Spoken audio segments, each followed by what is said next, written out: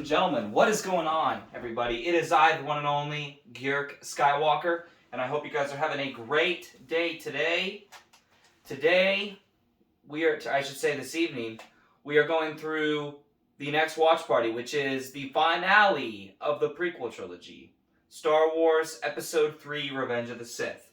So, I'm going to go over, first and foremost, I'm going to go over the details of this movie, for those that are not aware. So here we go with those. Discover the true power of the dark side in Star Wars Episode 3, Revenge of the Sith. Years after the onset of the Clone Wars, it's 3 years between Episodes 2 and 3. Clone Wars goes on for 3 years.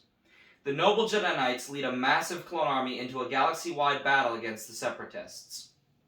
When the sinister Sith unveil a 1,000-year-old plot to rule the galaxy, the Republic crumbles, and from its ashes rises the evil Galactic Empire. Jedi hero Anakin Skywalker is seduced by the dark side of the Force to become the Emperor's new apprentice, Darth Vader. The Jedi are decimated as Obi-Wan Kenobi and Jedi Master Yoda are forced into hiding. Some flashing lights and sequences or patterns may affect photosensitive viewers. This movie is 2 hours and 21 minutes. It was released May 19th of 2005. And its director, of course, was once again the great George Lucas. It stars Ewan McGregor, Natalie Portman, Hayden Christensen, Ian McDiarmid, Frank Oz, and Jimmy Smits. It is in 4K Ultra HD. It's rated PG-13. And now, ladies and gentlemen, as the Republic falls, Anakin Skywalker becomes the evil Darth Vader. Let's waste no more time and get right into this video and get right into this movie. Here we go. Now, I'm going to do a little less talking this one. I'm still going to be talking, and we're still going to be having conversations about different things I love about this movie and this film in general. But I'm going to still be a little bit more laid back on this one. My only question is Disney Plus actually going to load it? Because I would appreciate it if it would start loading, please.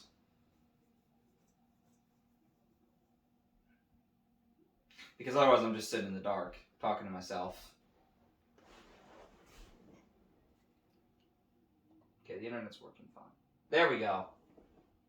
Alright, make sure this is on. Oh.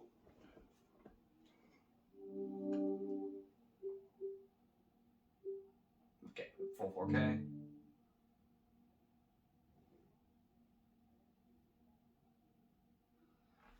Alright, once again I am going to read the title crawl. So, a long time ago in a galaxy far, far away,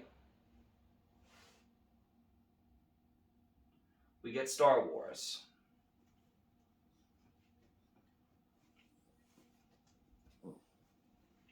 Episode 3, Revenge of the Sith. I'm not going to have this blanket on, it's going to be too hot.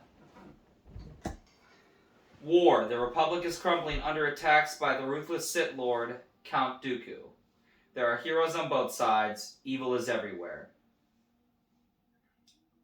In a stunning move, the fiendish droid leader, General Grievous, has swept into the Republic capital and kidnapped Chancellor Palpatine, leader of the Galactic Senate. As the Separatist droid army attempts to flee the besieged capital with their valuable hostage, 2 Jedi Knights lead a desperate mission to rescue the captive Chancellor. We are in the year 19 BBY, which is the same year as Season 5 and Season 7 of the Clone Wars. It is 19 years before the Battle of Yavin, which will take place in Episode 4, A New Hope, which is the movie that started the franchise over 45 years ago.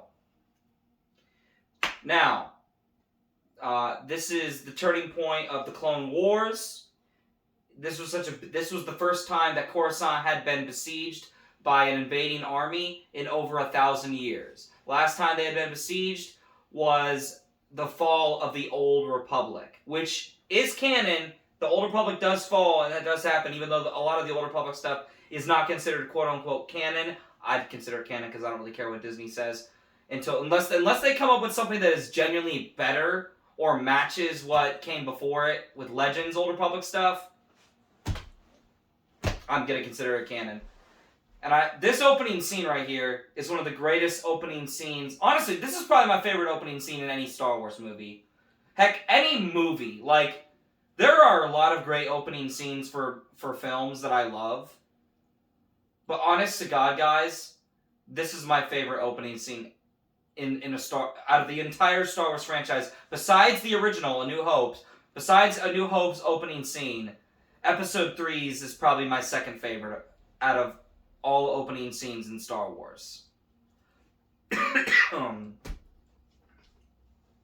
It's so epic, it's so big, it looks so realistic, the CGI has aged very well compared to the first two films CGI, which I still think looks fine for, especially considering the time that those films were made, which was even earlier than, this film when it came out in 2005.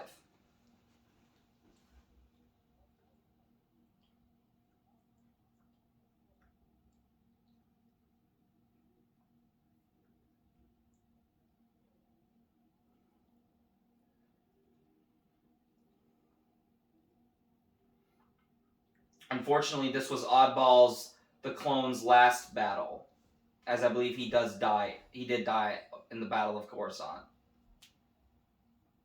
Of course, Obi-Wan and Anakin looking great. Anakin, of course, has definitely gotten closer to the dark side. Obi-Wan is still Obi-Wan. Oh, that clone just got... Up, there we go. Yep. I kind of saw that one coming. Okay. Alrighty. Let's hold on a second. Yeah, I might have to go. I have to pause this, reset my internet because it's being stupid. It's being a child.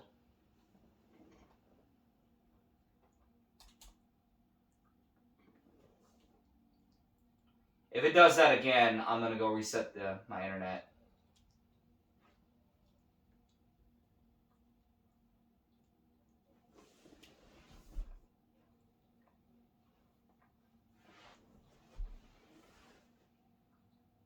Oh, that poor man.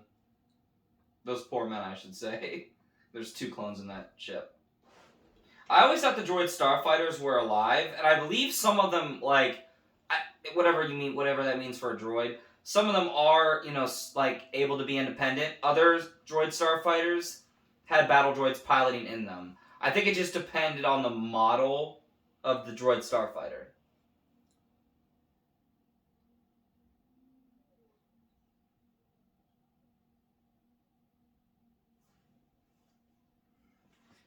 This scene right here where Anakin, tricks the missiles to blow themselves up when Anakin's doing the spinning.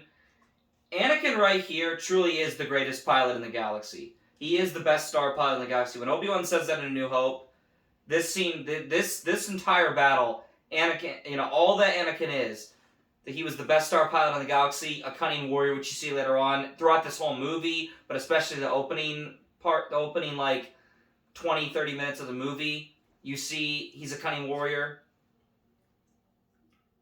And him being a good friend, you're going to see later on he doesn't leave Obi-Wan behind when Obi-Wan's unconscious, and you really see that Anakin was a good man. He was just very conflicted.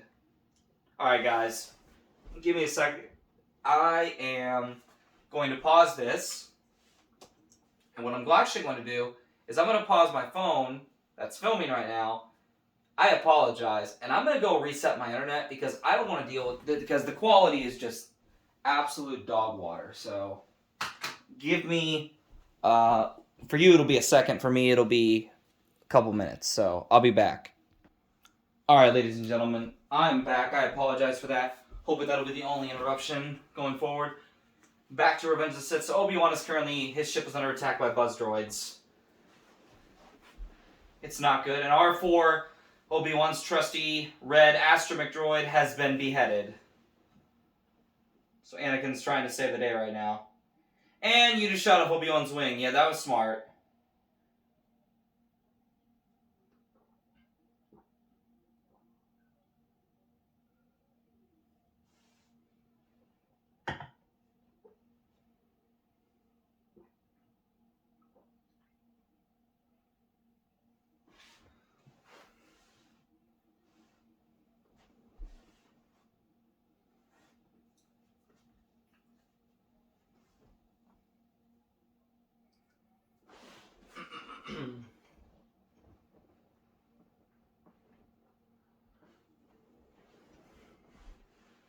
There we go. Oh, Buzzard got an Anakin ship. But, R2 don't take no crap from no rogue droid. Makes me wonder why R4 didn't fight back. Like, it's funny because R4 is an advanced astromech droid. He's more advanced. He's supposed to be more advanced than R2, but, like, evidently R2's always clapping these advanced astromech droids. I don't know, I just think it's hilarious.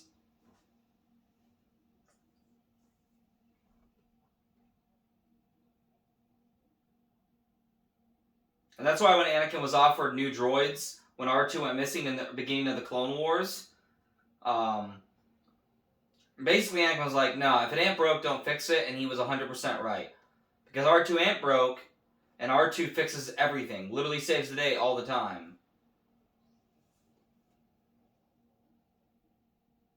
Once again, Obi-Wan has a new lightsaber and Anakin have. Well, they've had these lightsabers for the entirety of the Clone Wars.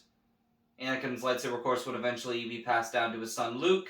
And at least on the Disney timeline of canon, which leads into the Disney sequel trilogy, Rey acquires it.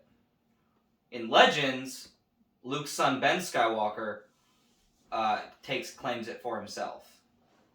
And after that, I really don't know what happened to it, because I haven't read that far.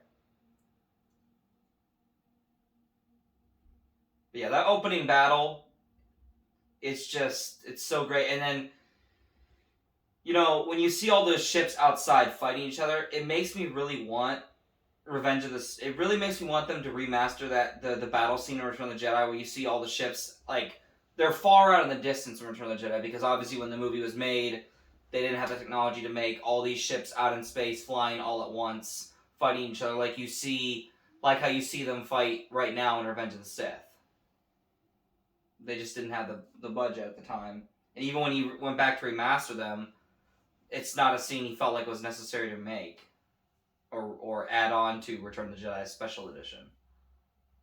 General Grievous.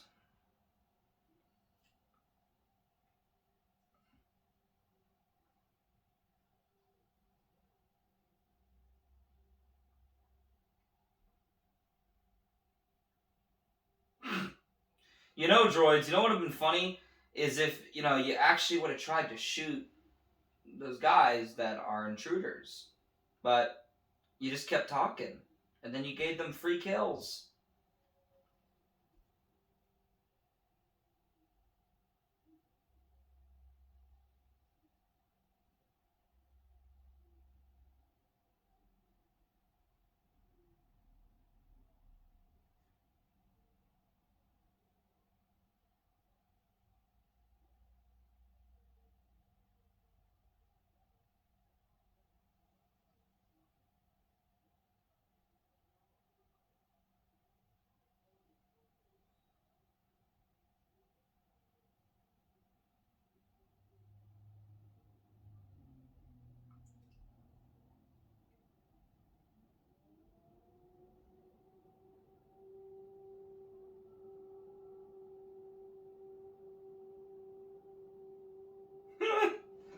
Obi-Wan got sent down in the elevator.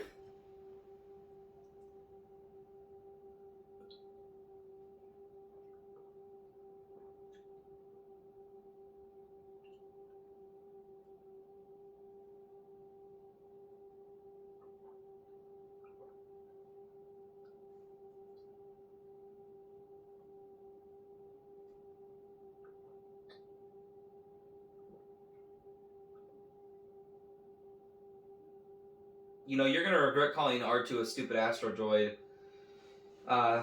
You dumb super battle droids. I love this part. Literally, you could put that on anything, like jumping down the elevator, Anakin jumping down the elevator, Obi-Wan turns his lights on. Oh, it's you.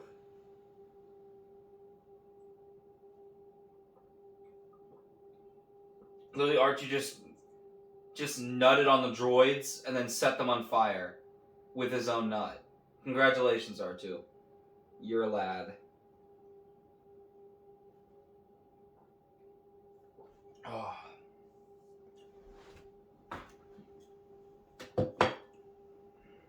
Oh, there's the Chancellor.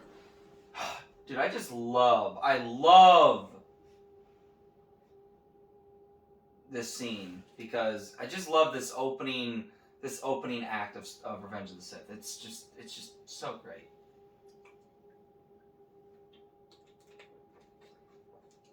Ah, Count Dooku.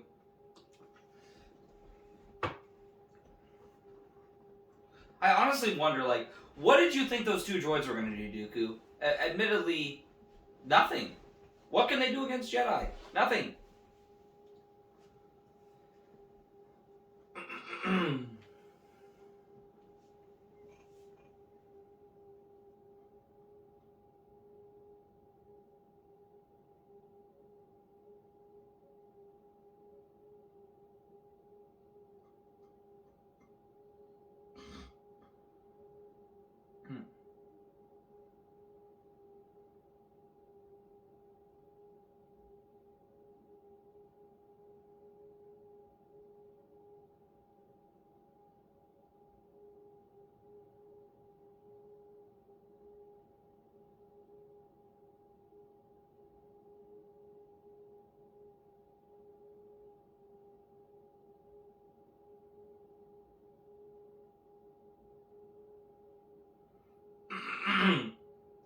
Yeah, he just cut the droids in half. Like, I don't know why Dooku even brought him with him. They're so useless.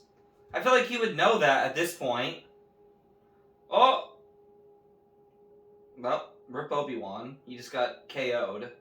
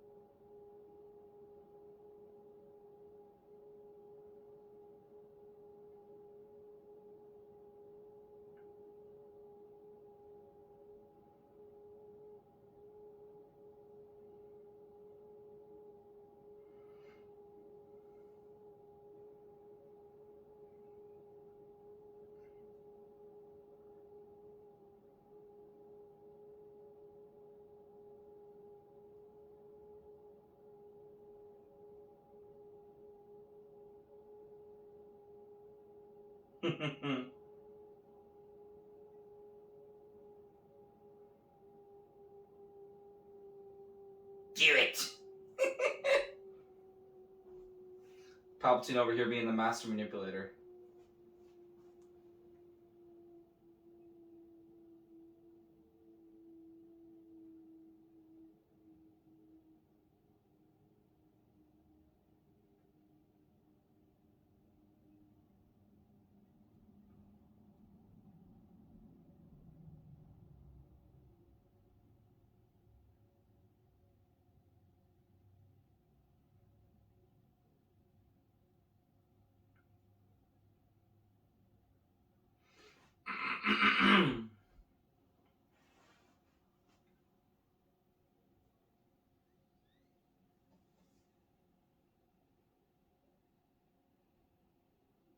If only Anakin knew how true his statement would be whenever he says to Palpatine, his fate would be the same as will be the same as ours when he's talking about Obi-Wan who's unconscious, and his fate is the same as theirs. Obi-Wan dies on the first Death Star, and Vader and Palpatine die on the second Death Star. So they all die on a Death Star. They quite literally do. All die on the Death Star. The only difference is Obi-Wan dies on the first Death Star, Vader and Palpatine both die on the second Death Star. I should say Anakin also dies. The Vader alter ego dies whenever Anakin decides to rescue Luke from being tortured by Palpatine. But we'll get there. We'll get there. We still got we got one more series to get through, which is the entire Kenobi series, which is 6 episodes. We got Solo and Rogue One. We got a Rebels episode. And then we got 4 and 5 before we get to episode 6. We got a bit of stuff to get through right now.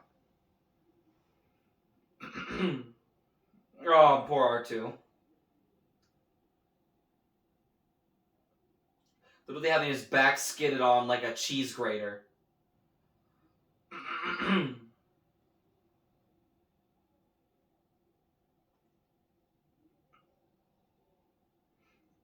wonder what feeling pain is like for droids. Like I've always wanted to know what that feels like. What it actually feels like.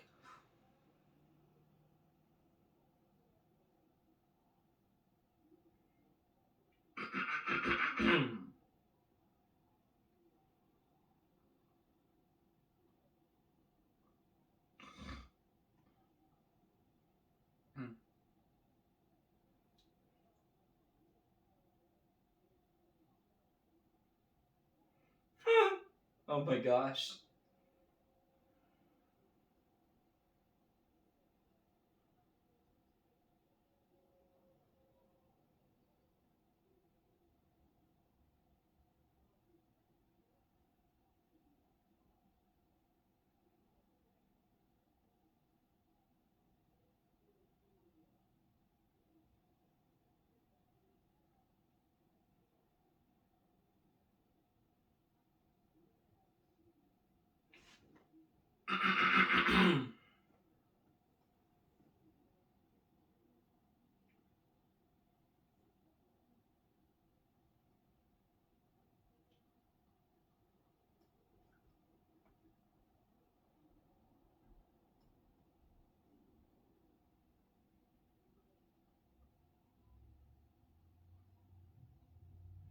R2 is running for his life. Wrong again, Anakin. Droid just goes, "Don't move." R2 just shocks his hand. Ow! Kicks him. I'm sorry, that's just funny. That never gets old to me.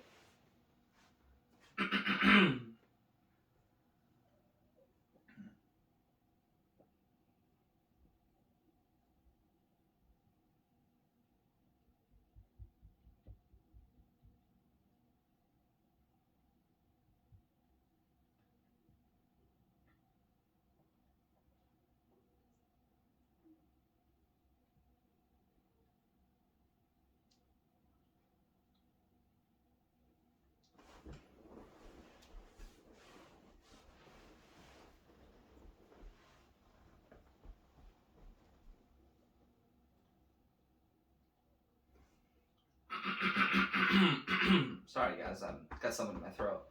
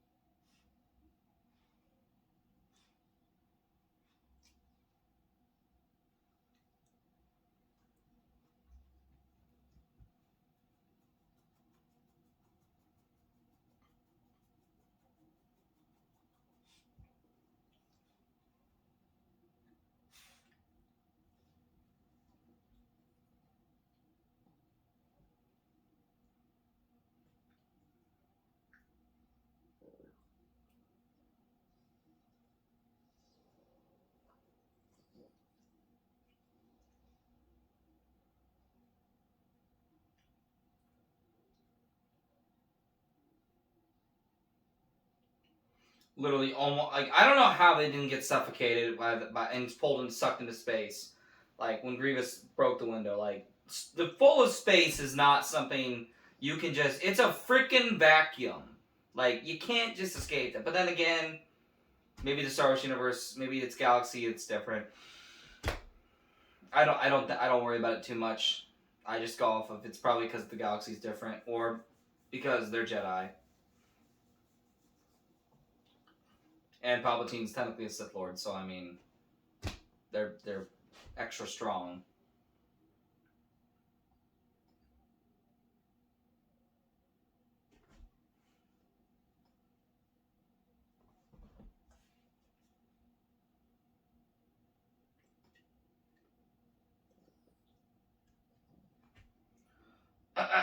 Oh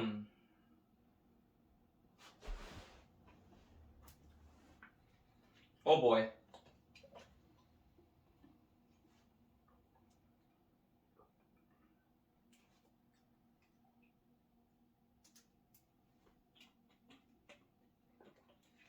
I mean, half a ship is better than nothing.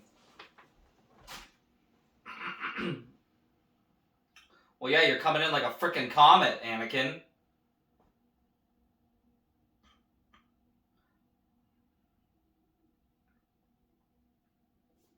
Meanwhile, the ship is breaking apart like Kanye West's career. I'm gonna have to get up for the to grab this. Yeah. There we go.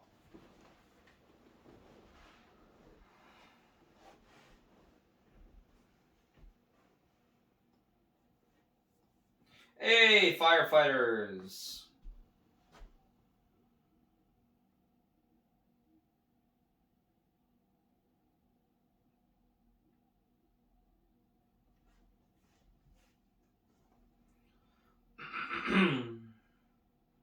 It's like landing gear. What landing gear?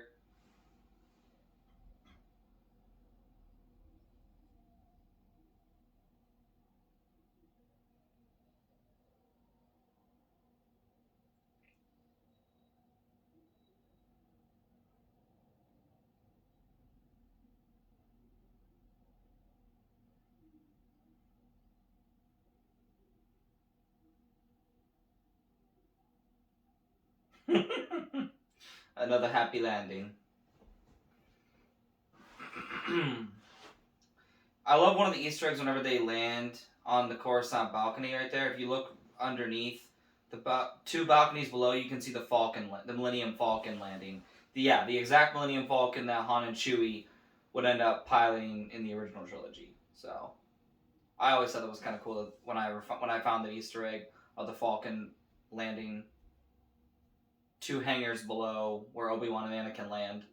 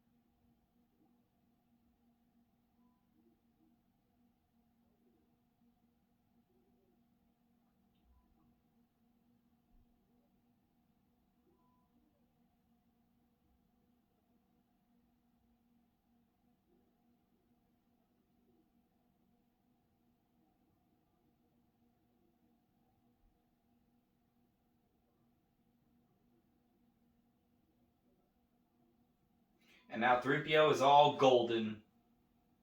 He's in his shining moments.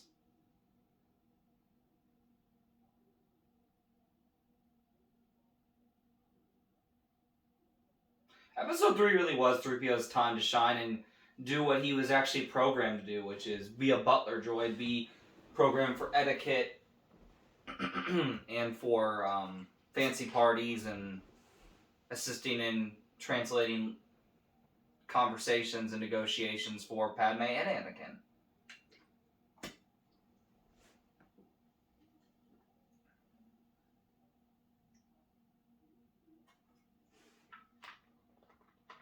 And I love the parallel, too, of Padme having the bun hair right now, and how Leia would have her own form of the bun hair, which is the iconic bun hair that we see in the original trilogy.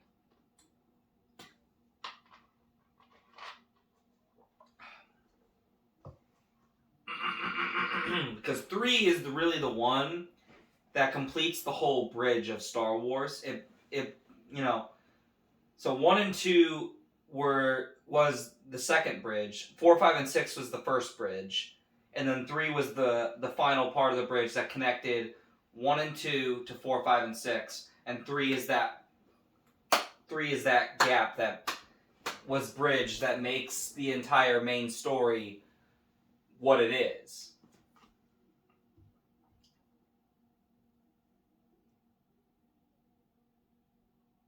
It's like you have one side of the bridge which is silver, which is the prequels, and then you have the other side of the bridge which is gold, the original trilogy.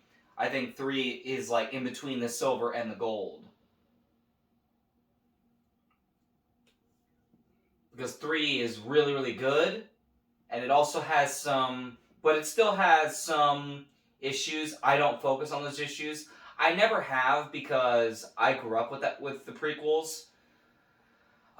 So for me and the originals. So for me personally, as someone who watched the originals first, but then watched the prequels and fell in love with the prequels, and didn't really hear about any of the hatred towards the prequels till I was like in high school, I honestly really, still to this day, like I can recognize 1 and 2's flaws, but I think 3 is dang near perfect. And I will die on the hill when I say Episode 3 is a masterpiece up there with Episodes 4 and 5. Albeit some story parts lacking compared to 4 and 5 stories, I still think it's a masterpiece. Of course, now we know that Anakin's going to be a dad, but kind of has to happen for the original trilogy to happen. Lord Sidious.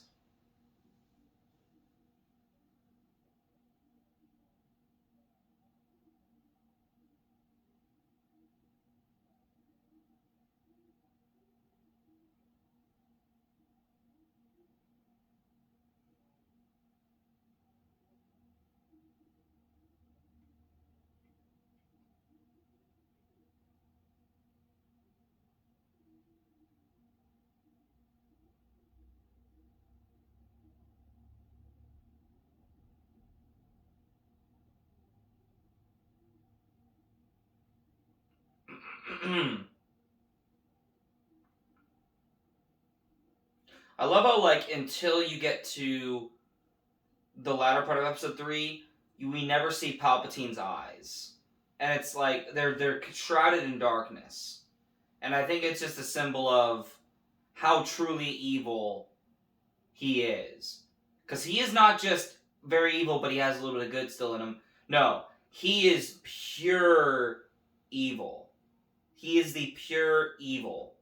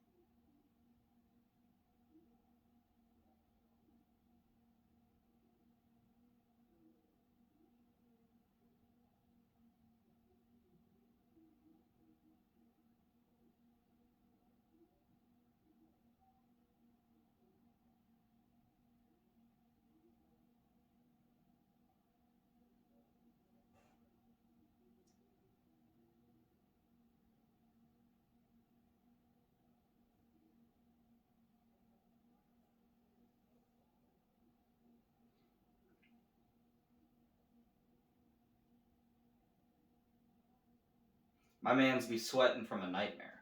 Y'all ever get a nightmare and just have, like, just start sweating?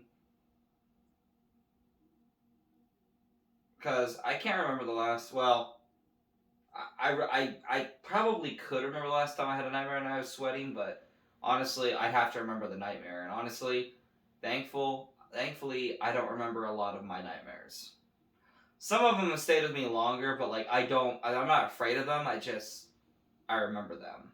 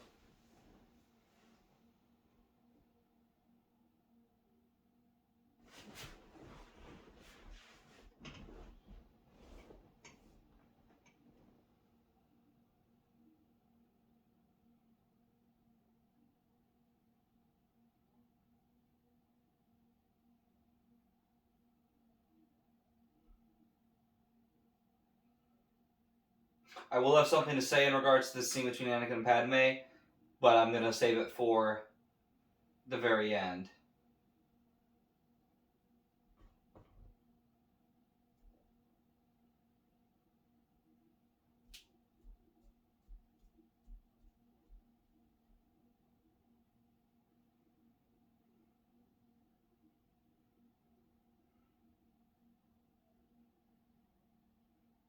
This scene between Anakin and Yoda that's coming up here, this scene has stayed with me my entire life in regards to mourning and letting go. I don't fully agree with what Yoda says, but I think there's definitely some truth to it.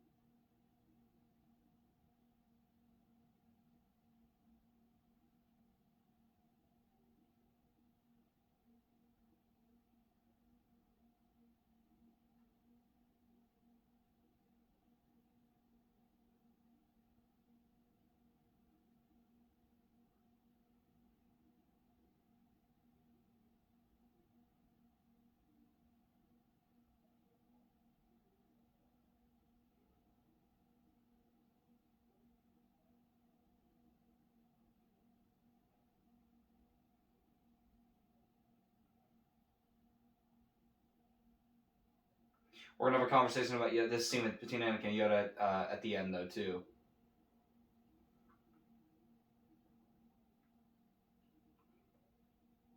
So, my biggest problem with Yoda there is he says, mourn them, do not miss them to now. Obviously, the Jedi weren't allowed to have attachments. I understand that. And to a point, I understand why that was a good thing that they didn't. At the same time, though, I don't think there's anything wrong with mourning. Like, in Episode 1, when Qui-Gon dies, Obi-Wan is kind of crying. I mean, it's not like he's not. And Anakin was a little boy who knew nothing but attachment because he had his mother. And, like, he was sad because his friend and the only father he's ever had in his life, Qui-Gon, died. You don't think that he wasn't going to cry during that? Anakin, of course, cried when his mom died. Again, like, and Obi-Wan, I'm sure Obi-Wan had some tears whenever Satine died. And I'm sure they had tears whenever they had to kill somebody because it wasn't the Jedi way. They felt like they were being pulled farther and farther away from the Jedi way during the Clone Wars. And that's talked about, actually, in the Obi-Wan canon comics. The new series. I just finished reading the whole series today. I just feel like, no, you have to mourn. You can't hold that in. Now, there was, one funeral in my life where, and I'm not going to say who it was, where I didn't mourn at all because I felt like I needed to be strong for reasons I'm not going to go into here that are way too personal. And it's just not a good time to talk about that. And probably there will never be a time I'm going to talk about the deeper meaning behind it. The point is, I still had a few tears. I still let myself let it out, but I still stayed strong for those in my family who I felt needed a shoulder to cry on, who just physically could not mourn, So I disagree with Yoda there, but I do think that like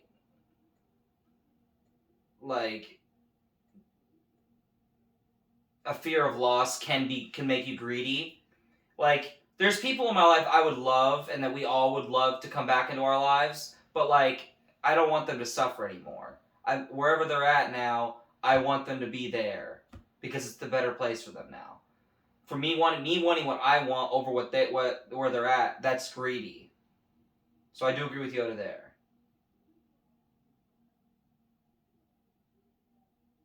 Yeah. Well, you ain't getting that master rank, Anakin. You ain't getting that master rank, boy.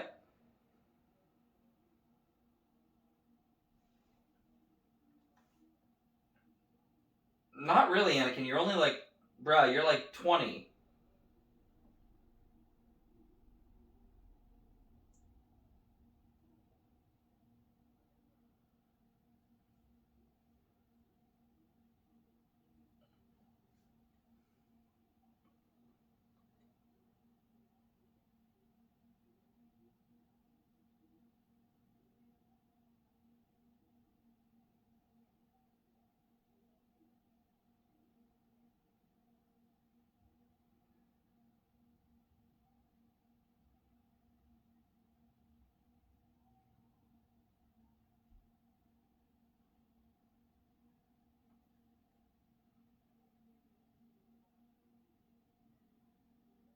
I wonder if we'll see stories of Yoda and how he got how he got a good reputation and good relationship with the Wookiees.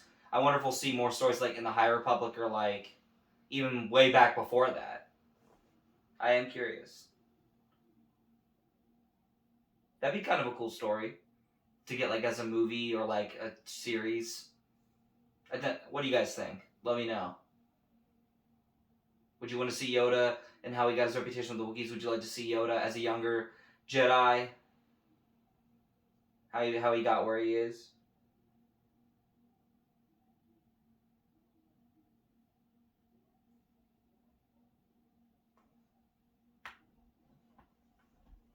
Oh.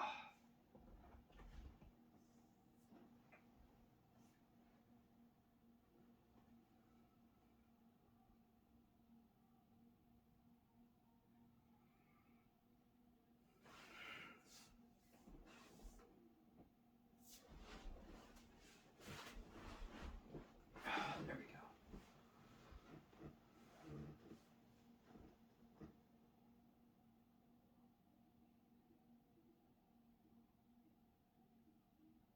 That's still kind of sus.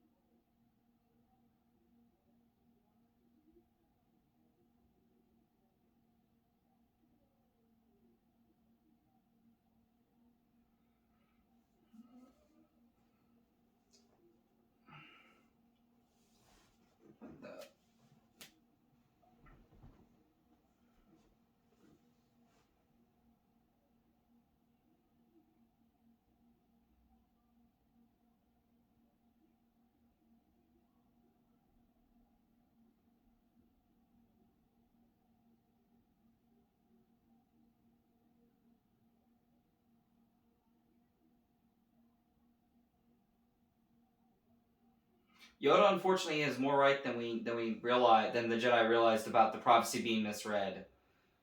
Because the prophecy was not going to be fulfilled. They thought it was going to be fulfilled in their time, but actually it gets fulfilled beyond their time. Tarful, leader of the Wookiees.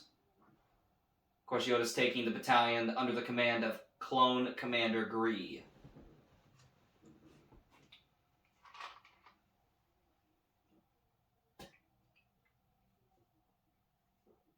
I believe they're the 43rd Attack Division.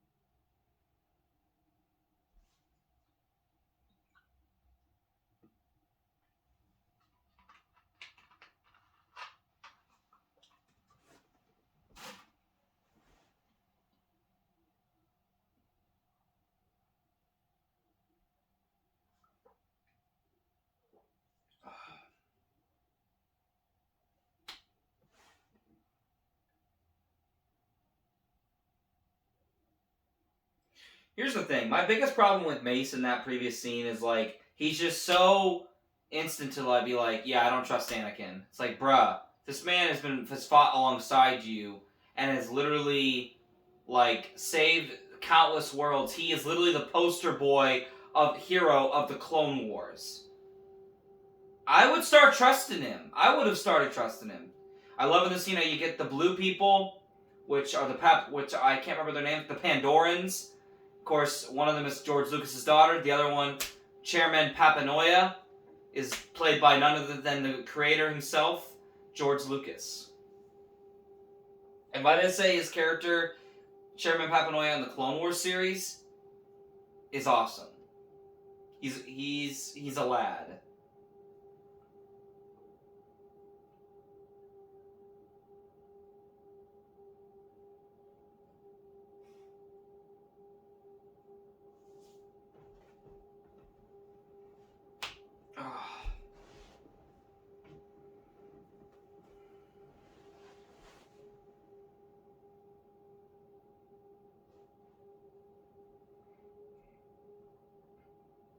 And the opera scene, once again, just another masterpiece of a scene.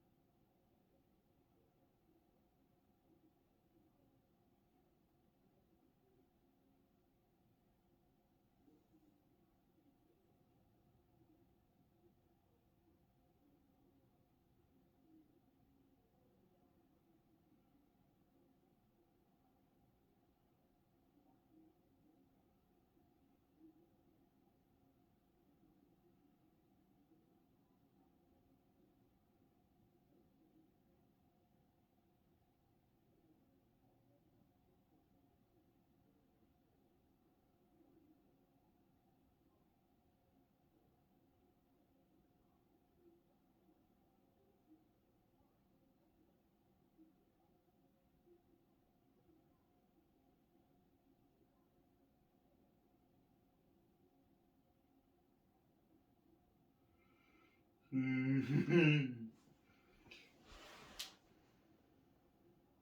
ever hear the tragedy of Darth Plagueis the Wise?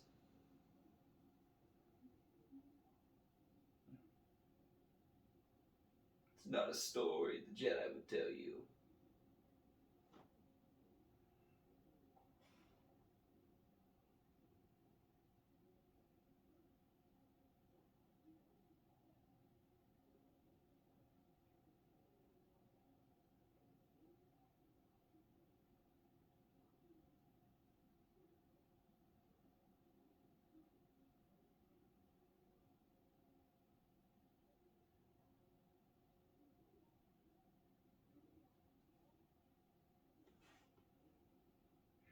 I smell a lie. Big lies.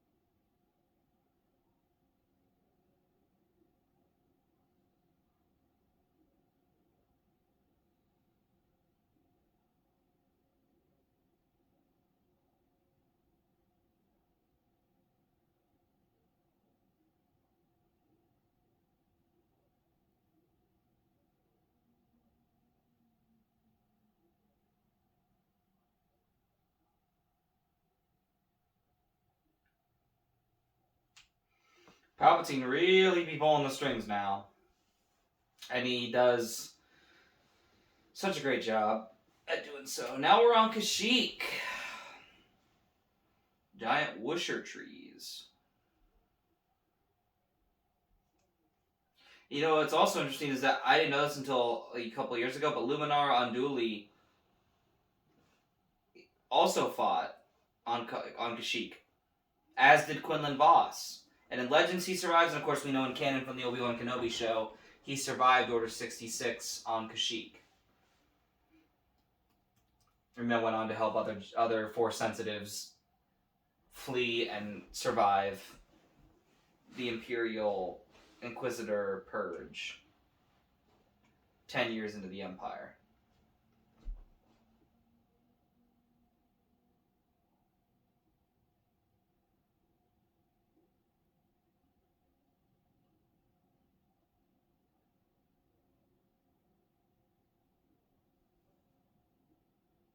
And here's the thing. I'm glad they did choose Obi-Wan, not just because I love Obi-Wan, and not because I don't love Anakin, because I do love Anakin.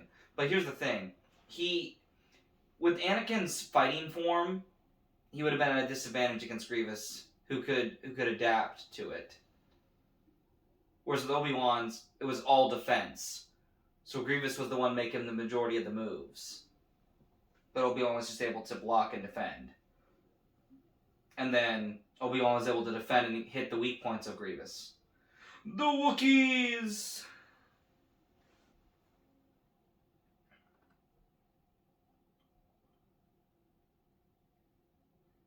One thing no one can deny about Revenge of the Sith is that the battle scenes are at their peak in George Lucas's Star Wars.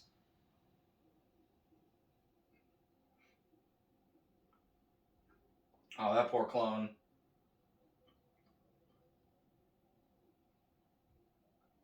I love that tribute to Tarzan, where they had those Wookiees swung on ropes and went, oh.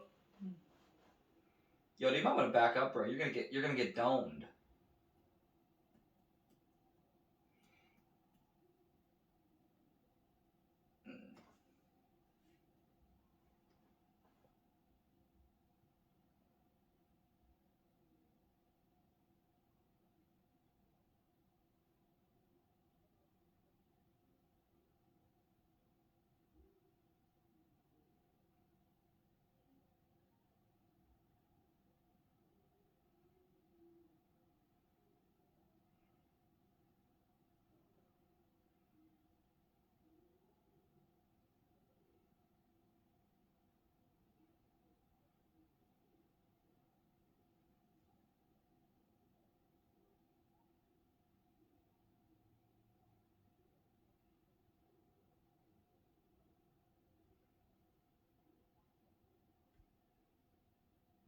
Sadly, that would be the last time that they would see each other as friends. Sadly.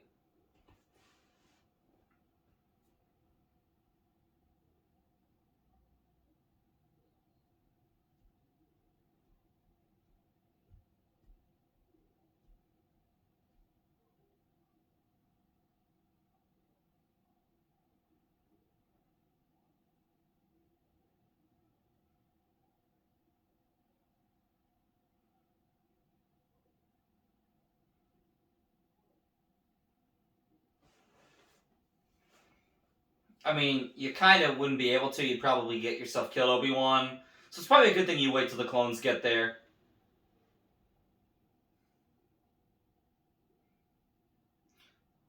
One thing I also like that I thought that's kind of a cool little tidbit is before this movie came out, they released pictures. StarWars.com released pictures of Obi-Wan's new droid, and the whole fandom got to decide what its name was. I believe the droid's name is R. It's an R4 droid, but I think it's R4Q9, I think, or something like that, or like R4X9, something like that. I'll have to look it up again.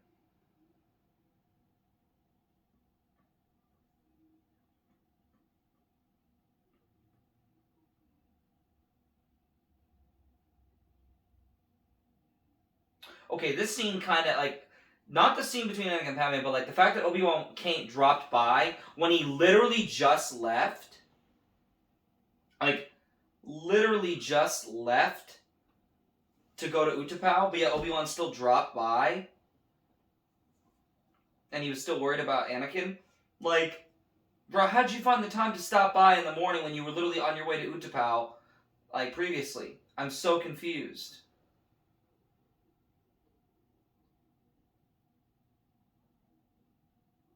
Oh, you know what? Maybe he stopped by, maybe he stopped by before they went to the council meeting. I don't know. That actually probably is what happened. And then Anakin sensed Obi-Wan's aura in the house.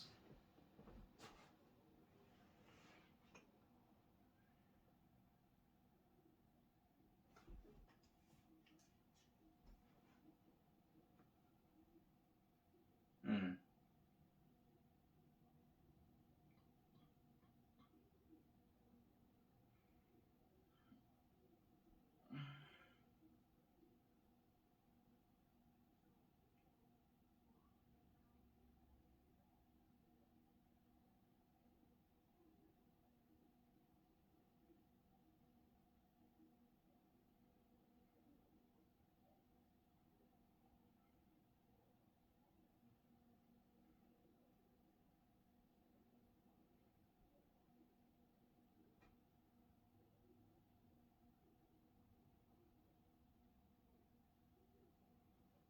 The Powans. Tion Midon, the administrator of Utapau.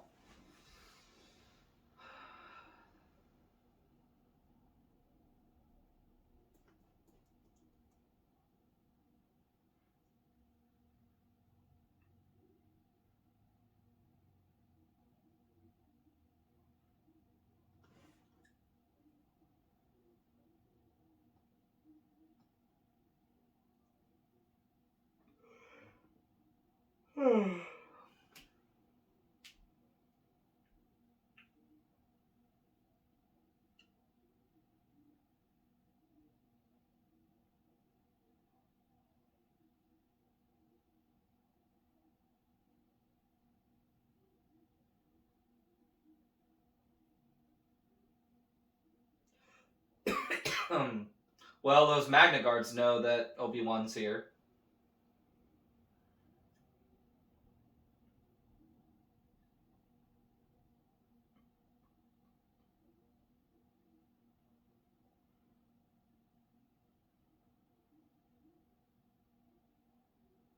Obi-Wan looks like he's ready to pray in the same garden as Jesus with the hood up like that.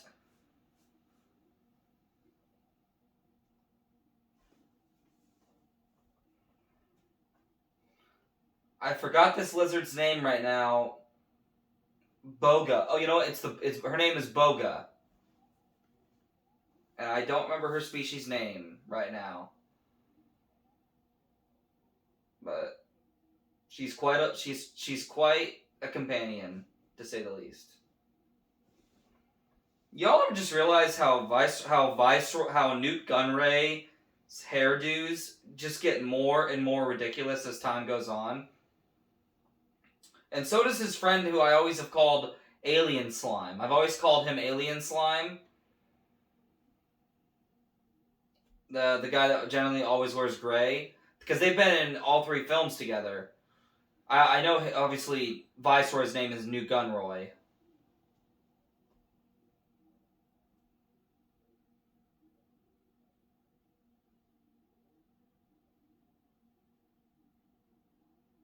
But, like, they just keep getting more and more ridiculous hairdos.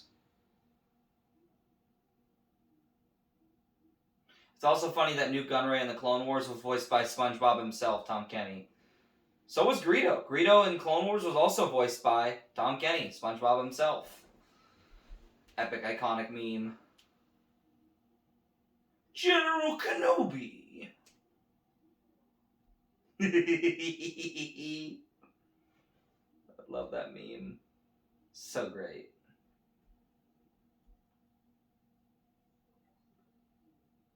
Like I said, Obi-Wan used Form 3. He was the master. He was considered the master of Form 3 Sarisu, which is a purely defensive lightsaber form of combat.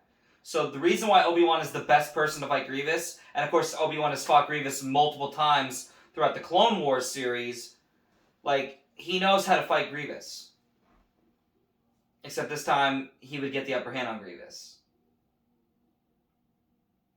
Throughout their entire skirmish in this part of the movie.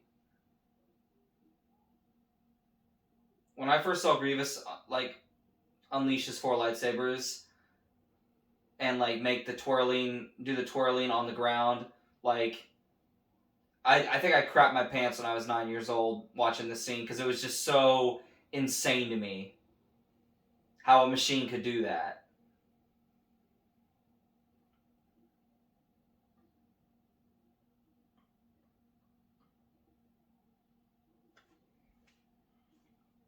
But yeah, Obi-Wan was able to block all of Grievous's attacks with ease, and finally this time he was able to cut Grievous's hands off, making it easier for Obi-Wan, because he would have less hands and less lightsabers to have to deal with.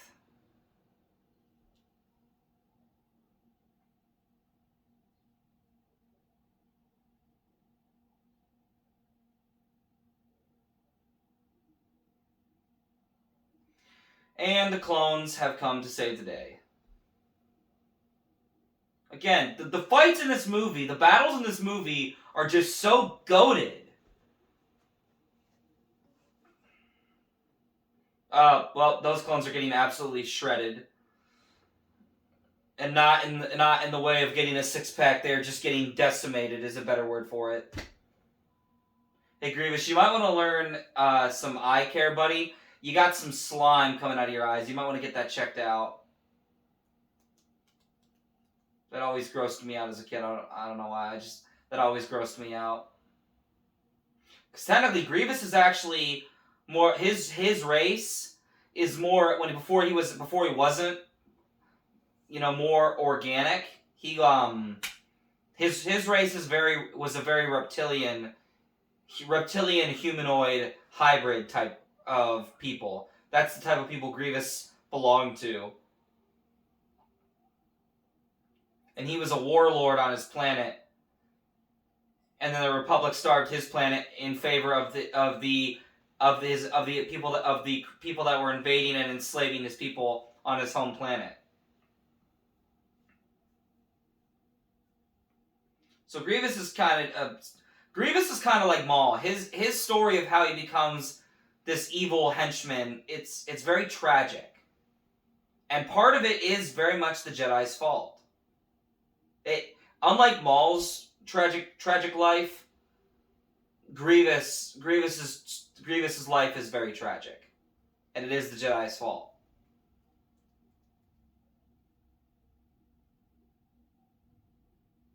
Now we're at this conversation that right here now, if I could speak, that'd be great. We are now at the hour and one, and am I having a stroke? Okay, for real though.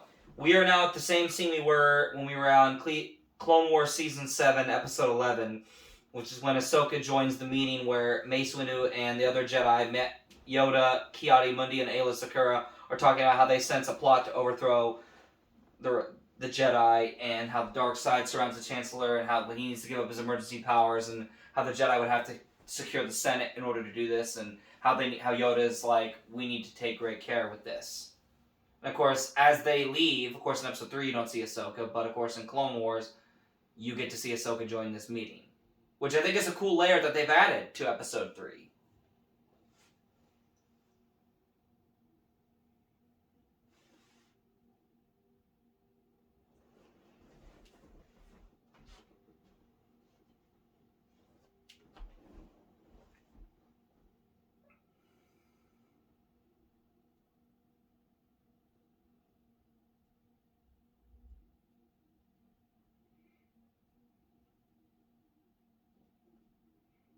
Yeah, Great Terror you definitely should take. Alright, ladies and gentlemen, I need to take a quick bathroom break, so let me check to make sure that we're still doing strong. Yep, we're still doing good. Lord willing, hopefully my phone will be able to last through the next part. I might have to change the position of where the camera's at, so we'll see. I'll be right back in just a sec. Alright folks, let's get back to it. Got my charger ready in case my phone battery starts getting worse, so here we go. We're an hour in, and Anakin's about to have a big moment with the Chancellor.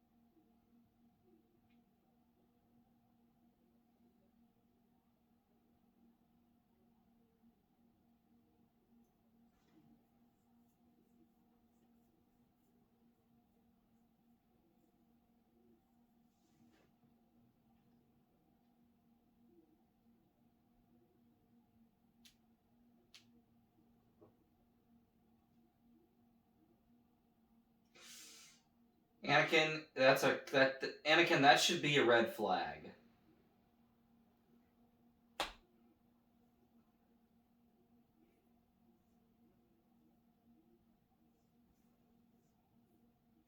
I agree, you should definitely study it, but not to that extent.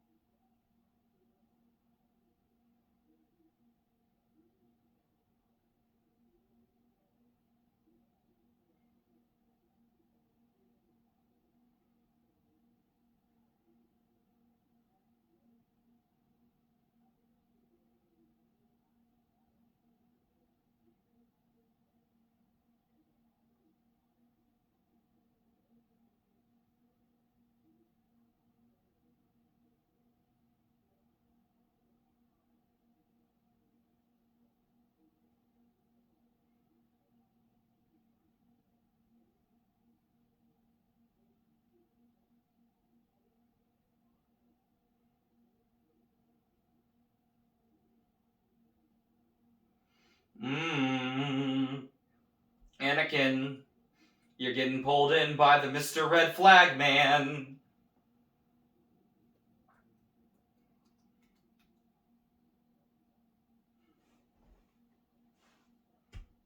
Obi-Wan just grabs the freaking laser, the freaking Magna Guard staff, and is like, "Here, let me give you a taste of what you've been doing, bro. I'm gonna hit you back with this. I told you I'd hit you back with it." Just proceeds to whack Grievous in the face with it.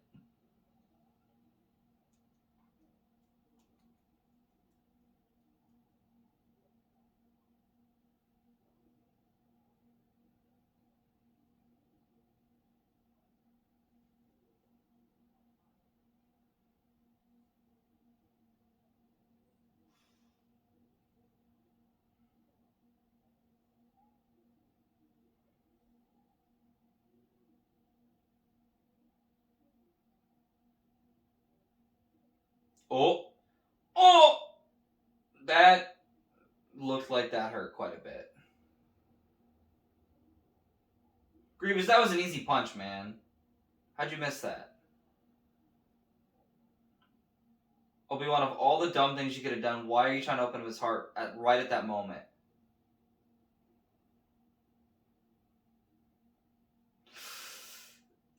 See, kicking a robot or a cyborg like that, honestly, probably is the worst pain when you after the recoil sets in.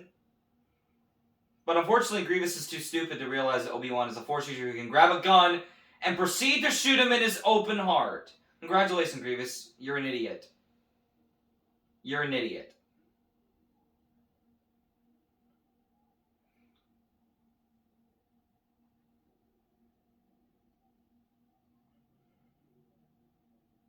RIP General Grievous.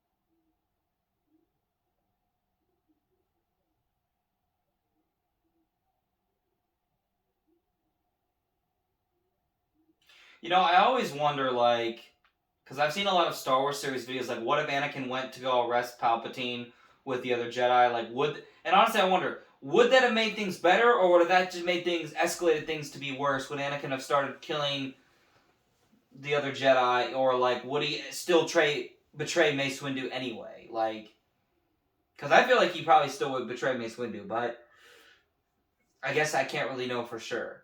I don't think any of us really will ever know because we haven't. That's why a lot of my friends and I talk about like the ones that love Star Wars with me. There needs to be, you know how Marvel made What If? There needs to be a Star Wars What If. Cuz dude, there are 5 million different possibilities you can do with Star Wars. For literally any kind of character, any kind of era, whatever.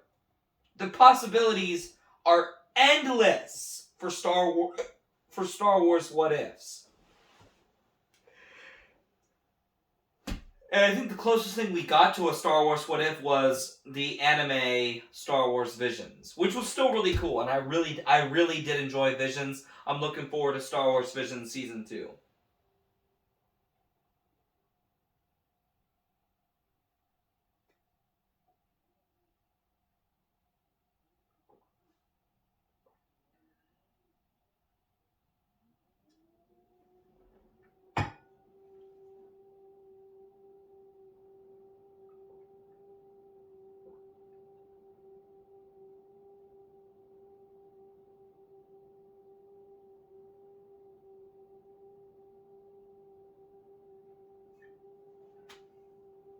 And Anakin, of course, is, going to ignore Mace Windu, and he's going to go to the Chancellor's office anyway.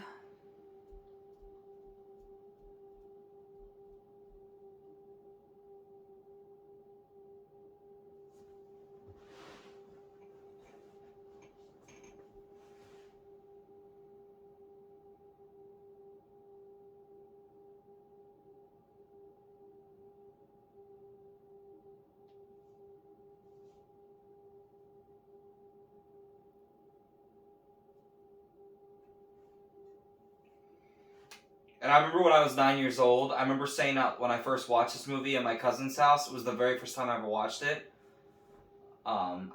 we bought it at a store because we were there for one of my cousin's wrestling tournaments, and the wrestling tournaments were over, so we were there for like the rest of the weekend. So I watched episode 3, and I'm like, Palpatine, you don't even have a lightsaber, bro. Literally stands up, pulls out a lightsaber hilt out of his sleeve. I'm like, I remember just being like, and then I literally just remember saying out loud, I stand corrected. Like that was the greatest got you moment I've ever felt in Star Wars.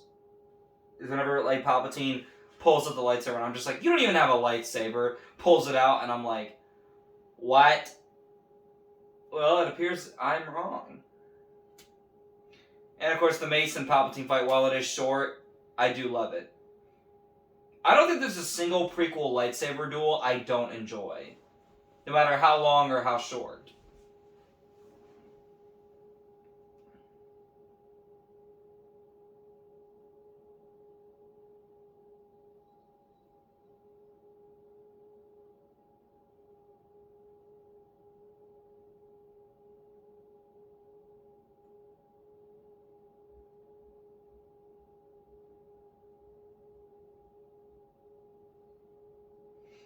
Straight up just kicks him right in the face.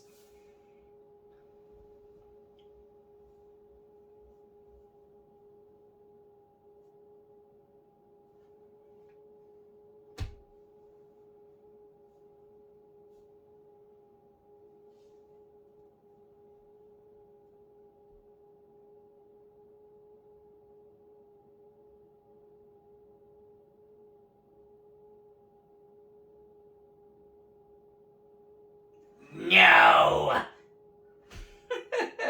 Just the way he says no. He just goes, no, no, you and I. It's just, it's serious, but it's funny.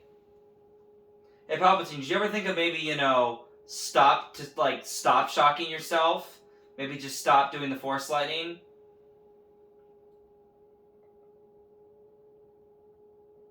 Did you really want yourself to look like... Because, dude, you look like a pair of butt cheeks now. You look like you look like a pair of vampire butt cheeks. Like, you're not...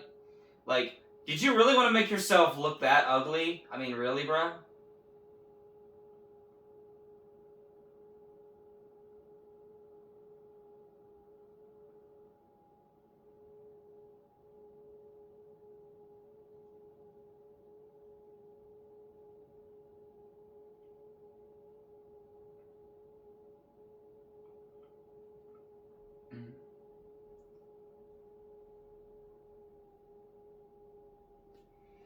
Anakin, just stay out of it, bro.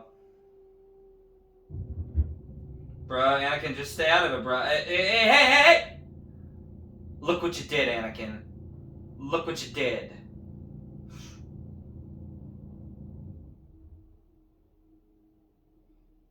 Bro, that... Oh! That voltage, though.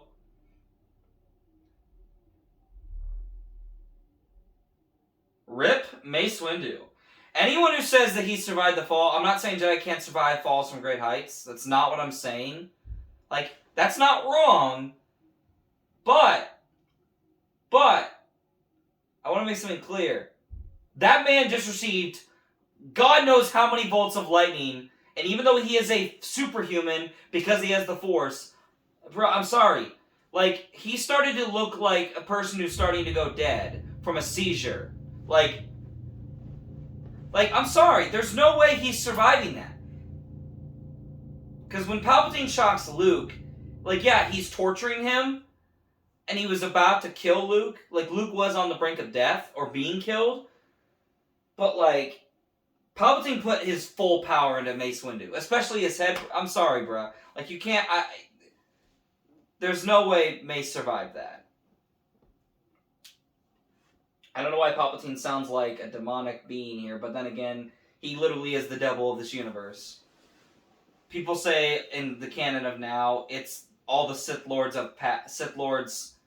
that led the Sith thousands of years in the past are speaking through Palpatine, as this is a ritual of Palpatine taking on a new apprentice, aka Anakin, soon to be known as Darth Vader.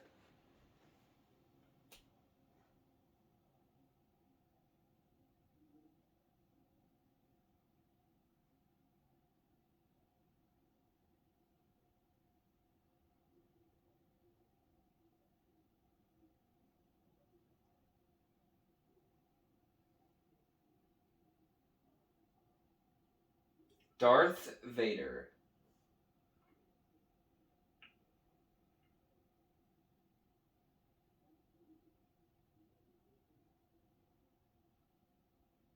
Anyone who hates on Hayden's acting, like, I'm gonna go into his acting once we get through the Obi-Wan Kenobi show, and I'm gonna debunk some. I'm gonna give my thoughts on it.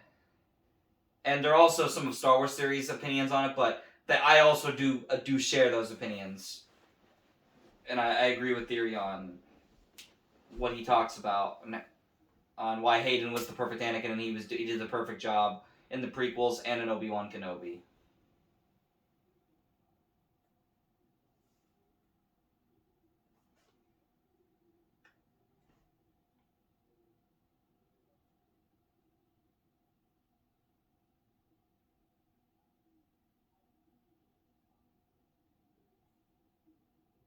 Like, bro, Anakin, you're really gonna consider your friend Obi-Wan an enemy of the Republic just because Palpatine says so? Like, after all you've been through, really? I can understand the other Jedi, but I kind of find that hard to believe that Anakin wanted to kill Obi-Wan.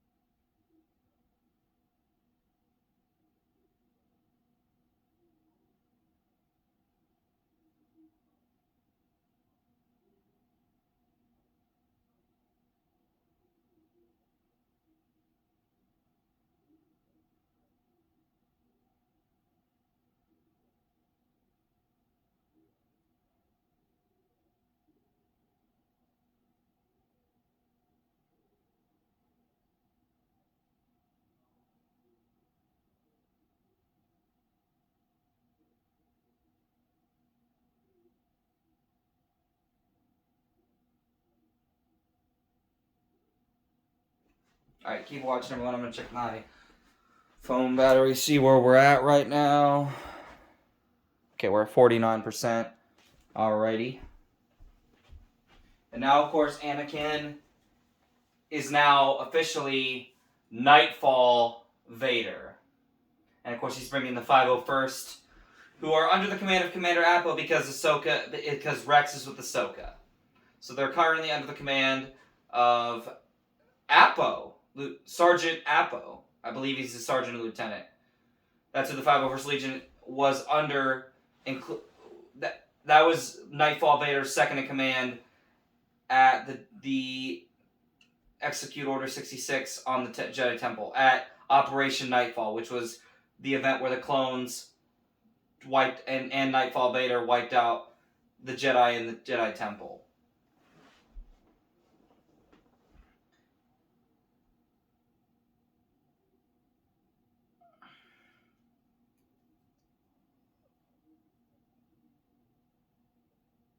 I think Commander Cody's story at the point he's at in Bad Batch Season 2 is going to be so interesting to see how that... I'm so curious to see how that plays out because because Cody talks to Crosshair in Bad Batch Season 2's trailer about how some clones are wanting to rethink about Order 66, and Cody even seems like he's questioning it.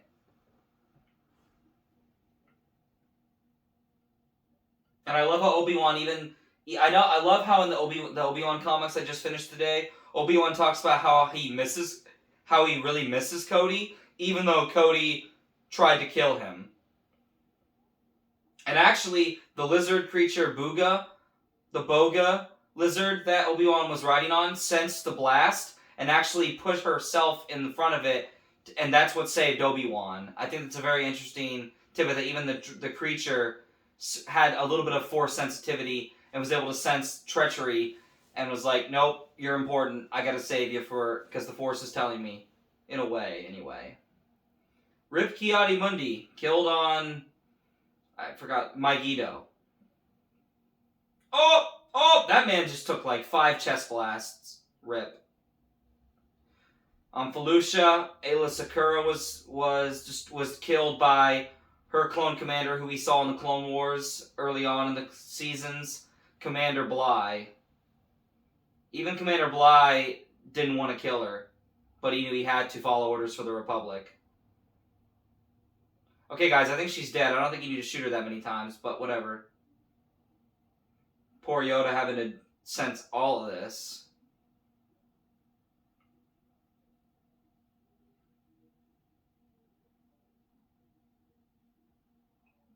Plo Koon was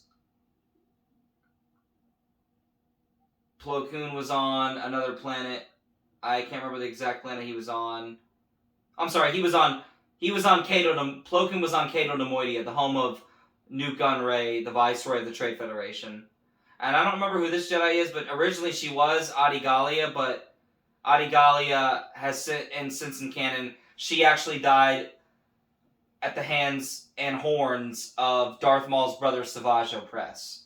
So that is actually not Adi Gallia, but it's a member of that female Jedi is a member of Adi Gallia's species, which are very similar to Twi'leks and Togrutas, which are Aayla Secura, Twi'lek, and Shakti/Ahsoka's races.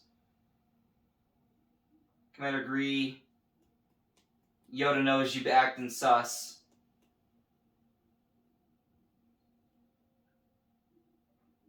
It's funny they thought they could kill Yoda. Bruh, Yoda's... And then, of course, I mean, it's no surprise Yoda survives, not just because he's in the original trilogy, but, like, even if he wasn't, Yoda probably still would have survived. I mean, the man's been around hundreds of years. Like, nothing takes him by surprise. Necessarily. It's very hard for him to be taken by surprise. And I love that Chewbacca, who would later on become a main hero of the original trilogy, helps him. Rip those children. Those children are now dead. All of them. Like the Tuskens.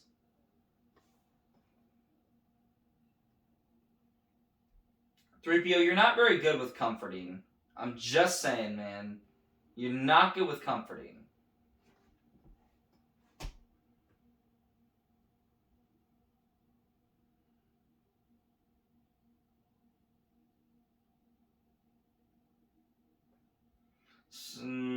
Senator Organa.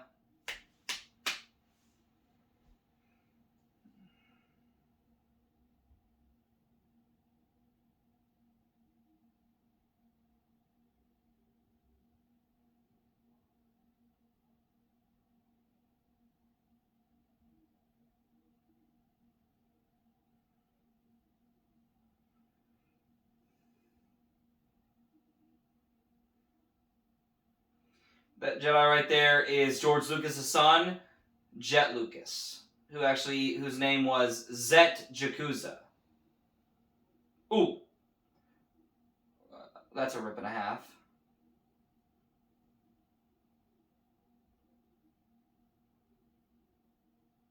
Obi-Wan also survived thanks to the Boga lizard that sacrificed herself. And because of his Obi-Wan's breathing apparatus that he used in Phantom Menace.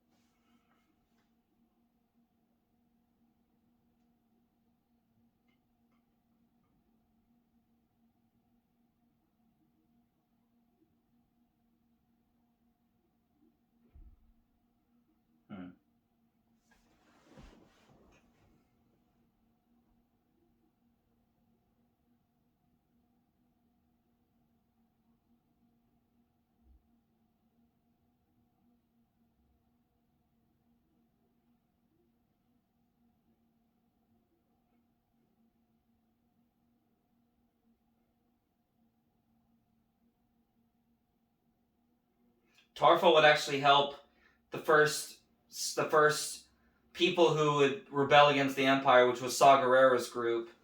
And of course, Chewbacca would be, well, he would be a smuggler with Han Solo until Episode 4, New Hope. The Tantive Four. And Captain Antilles, who would eventually be Leia's personal escort ship. Personal escort pilot, I should say.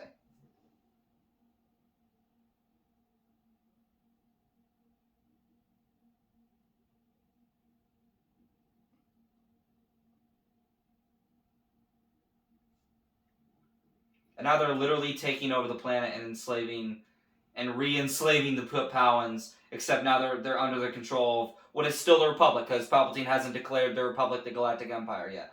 And Obi-Wan just walks past Grievous's corpse and just yoinks his ship. Nice. I want to build that ship. I believe it's called the Soulless One. Yeah, it's called the Soulless One, and I want to build that ship sometime soon.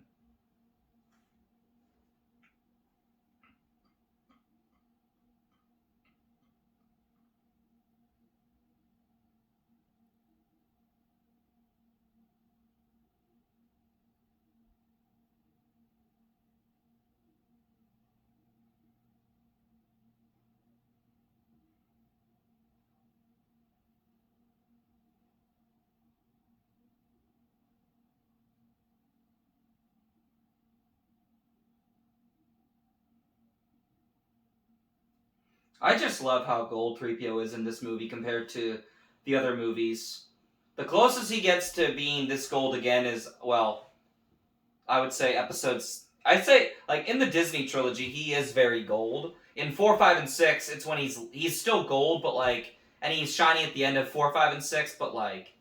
It's different, you know? Like, it's not the same type of shiny gold. But then again, back then when they filmed those films, they had to be very careful with the camera. Even when they filmed 3PO being in Revenge of the Sith with as shiny of a gold, at the time when they filmed Revenge of the Sith, that was the shiniest gold that 3PO had ever been in any of the movies that George had made at the time.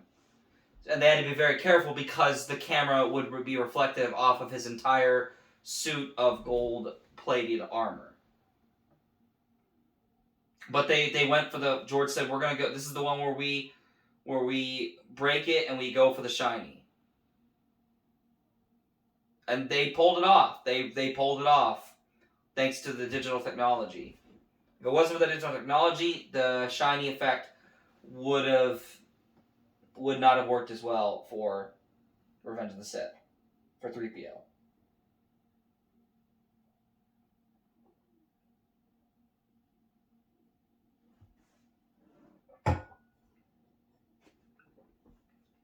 R2's like, yeah, fam, this dude's a maniac. I don't trust this dude, but I gotta help him.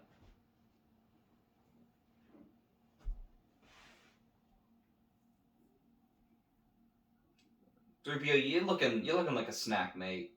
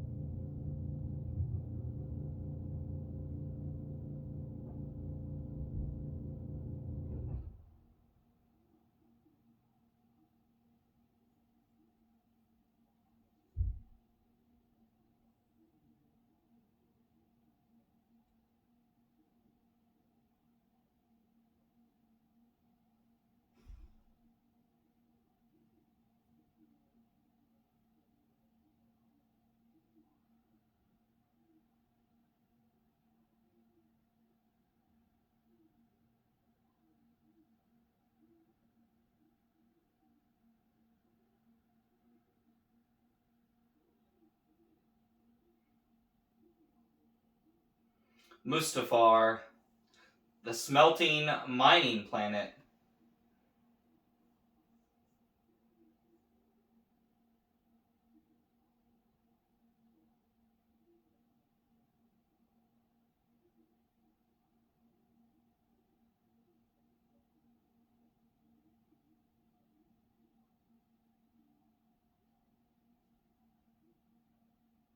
Yeah, not financially. Take care of you, bye. He's gonna slaughter every single last one of you. You know, I gotta say, not that we didn't know Palpatine was a genius or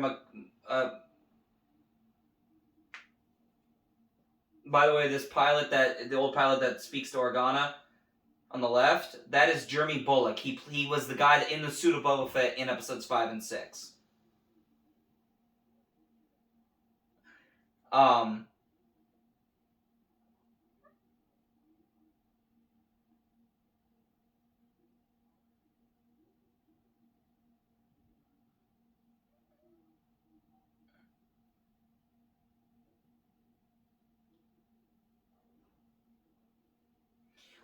but he literally got the Separatists. Palpatine literally got the Separatists all in one place. I just wanted to listen to that scene. I was also looking at something too. Like when you realize like he literally got the Separatists basically every single Separatist. There was only a few Separatist holdouts after Revenge of the Sith that over the course of the first 10 years of the Empire, Vader and the Imperials wiped off the map or finished off. Like had to go chase them down and execute them.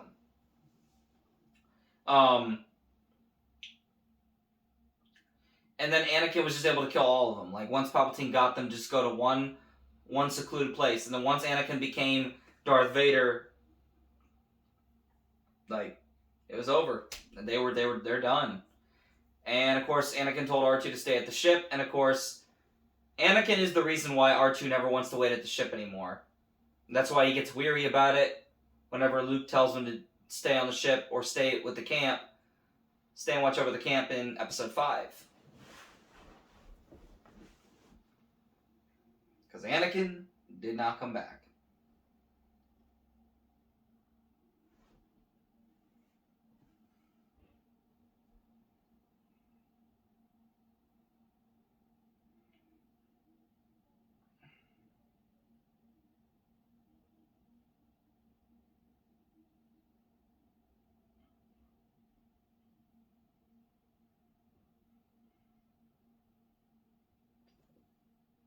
And sadly, this is where democracy dies.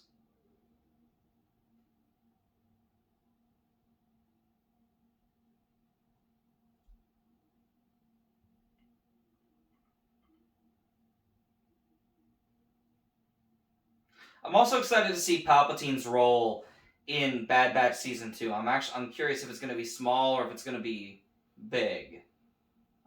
I'm very curious about that as well.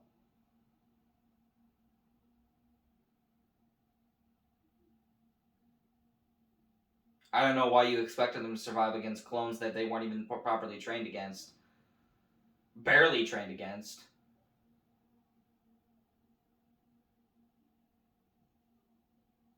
Or other Jedi slash rogue Darksiders, aka your apprentice. Your boy Anakin did.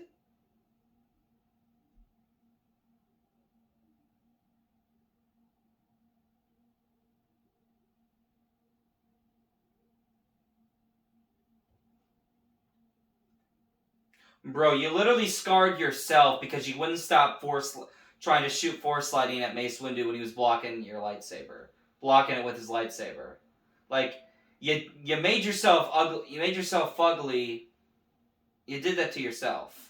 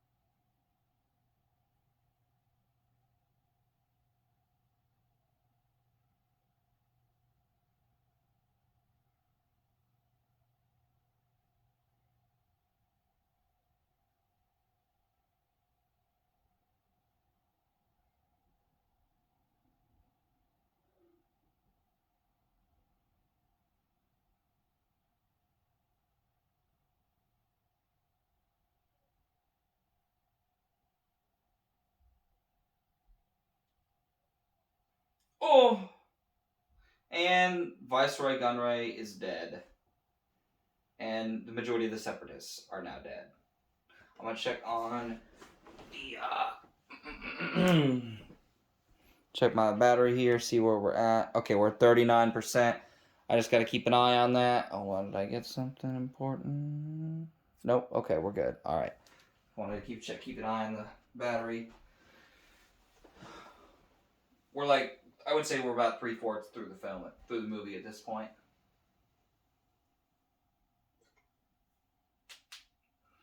Obi-Wan, you're gonna regret what you see, my friend.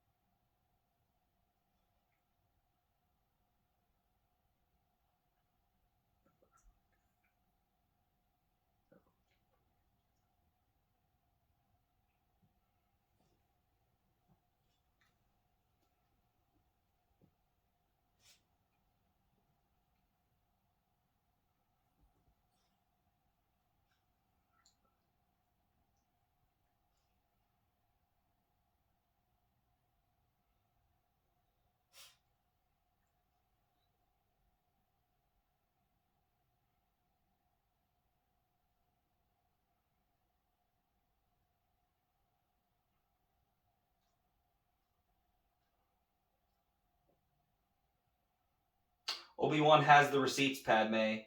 You're just not gonna get to see them because he, for whatever reason, couldn't bring them over to you. Recordings of him killing younglings.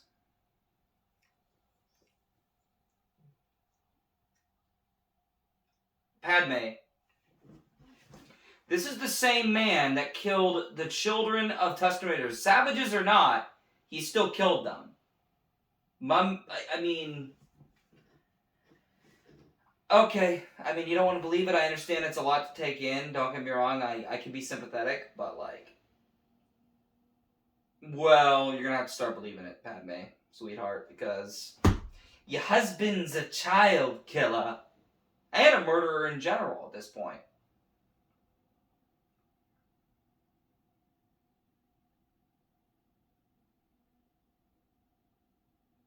Well, what do you think he was going to do? You think he was just going to have a handshake, hug, and make up? No, it's far beyond that at this point.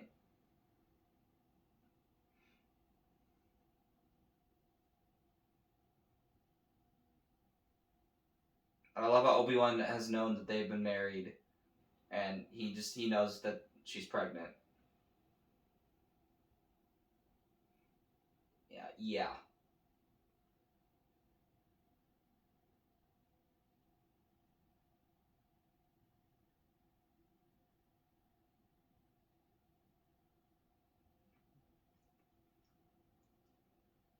So the one tear Anakin sheds is the remorse for all that he has done in the name of the love of his wife Padme, because he never thought he would go this far.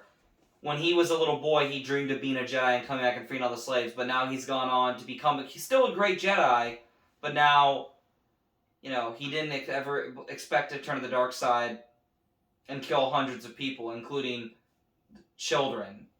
Like, he didn't realize he would have to go this far. So he still sheds a single tear for all those he's killed, and he's ashamed of what he's done, partially.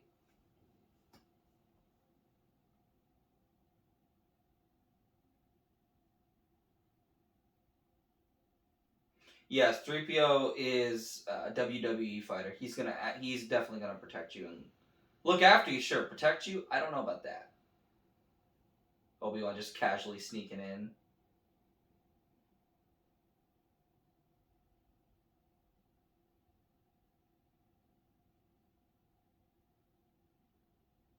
How Padme does not hear him sneaking into that little room right there, I do not know.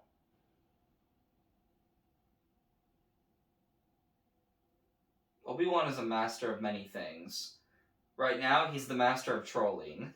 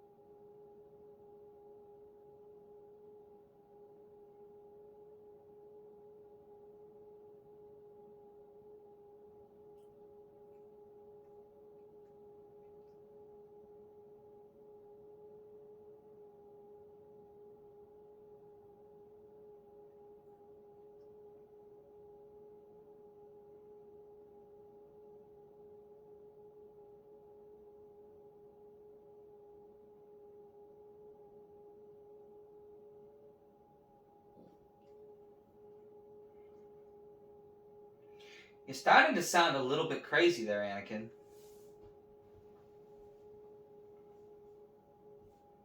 The parallel between this scene where Anakin's saying we can rule the galaxy, make things the way we want them to be, between that and the scene when Vader is on Bespin to asking Luke to join him in Episode 5. Once again, George Lucas, in the words of George Lucas, it's like poetry. It rhymes and it connects. Okay. Man. Oh my goodness, great.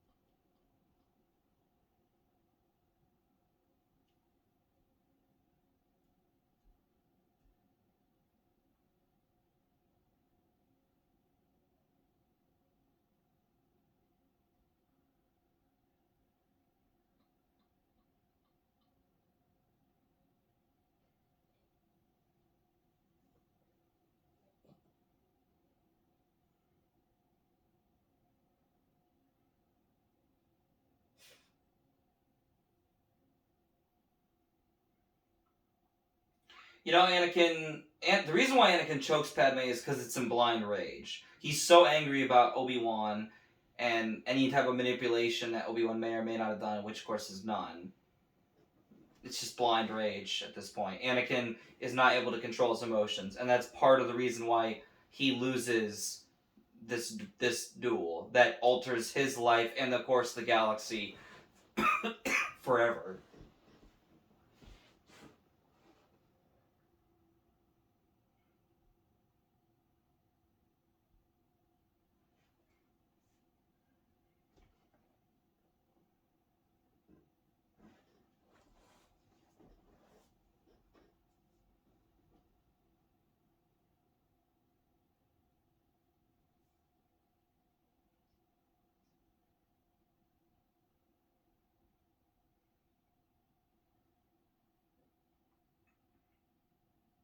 Only a Sith deals in absolutes. And for those that don't know, this duel, not only is it one of the most epic duels, it's the greatest duel in Star Wars, okay? Obi-Wan versus Anakin in Revenge of the Sith. It's not a debate. There's no debate in my opinion. Honestly, I think it's honestly just a fact. Like, I just think people need to get it in their heads. I'm not going to go as far as say if you disagree with me you're wrong, but you would kind of be wrong in a way. In a way, because it is not only the greatest lightsaber duel in Star Wars, the peak of Star Wars lightsaber duels, but it is also in history, in cinema history, it is the longest sword duel in cinematic history. It's a total of 12 minutes long. Obi-Wan and Anakin fight. They probably fought longer, of course, in canon, but like the fight goes on for 12 minutes in movie time. It's the longest sword duel. Obi-Wan versus Anakin in Revenge of the Sith is the longest sword duel in cinematic history. I think that's quite an achievement.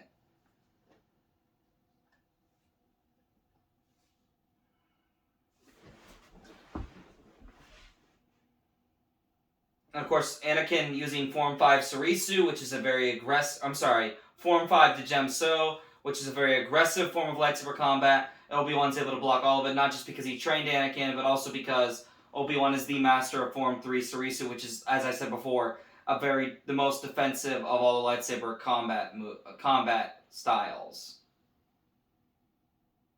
Because keep in mind, there are 7 forms of lightsaber combat.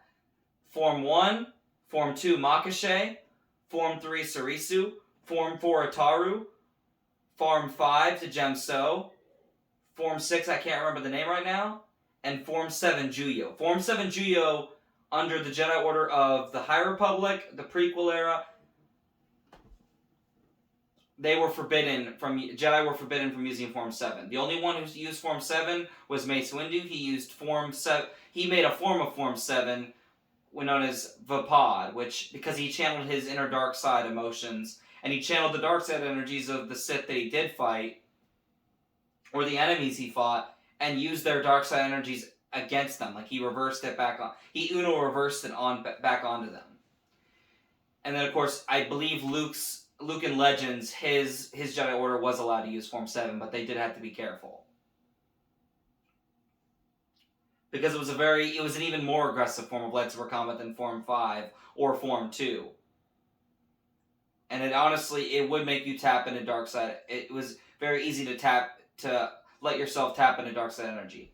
Of course, Palpatine mastered all 7 forms of lightsaber combat, and Yoda, of course, was a master of Form 4 Ataru, because it worked the best for his small stature and his ability to jump around off of things, because he was so small but still very acrobatic. Even at his age here in Revenge of the Sith, he's very acrobatic and very flexible.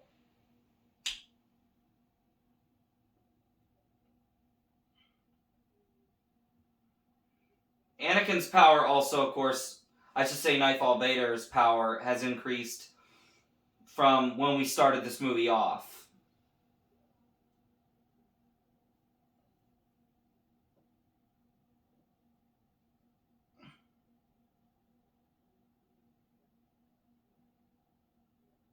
This is the movie of big fights, and it's one of the many reasons I think Revenge of the Sith is a masterpiece.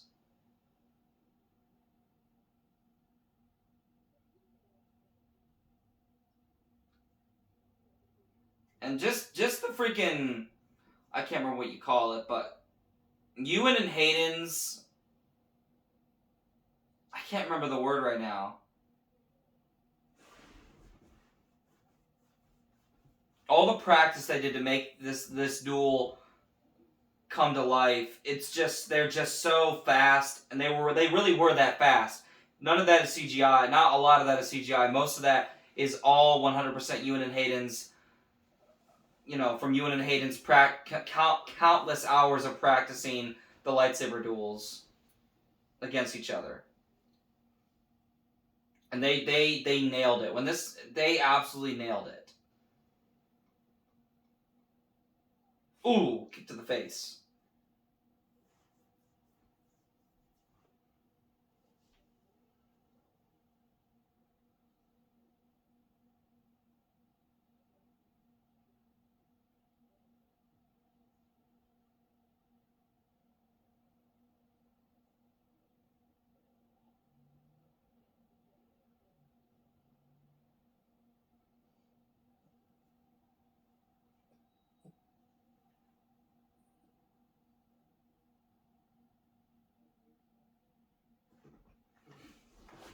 Alright, hold on.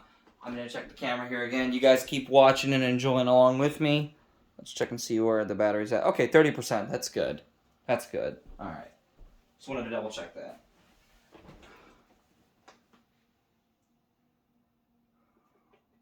Now, one thing I think is interesting. Yoda just lost his lightsaber there. I think it's a little bit of a hard to believe. I don't know if Yoda... We don't see Yoda get his lightsaber back. Now, in canon, as of now, with Book of Boba Fett, we see that Luke offers Grogu Yoda's lightsaber. I was always under the assumption, and of course in the new canon before Book of Boba Fett came out, Yoda's lightsaber is being held by Masamita, Palpatine's Grand Vizier, and he throws it into a flame with all these other lightsabers, and Yoda's lightsaber, along with all the other lightsabers of the fallen Jedi, get exploded.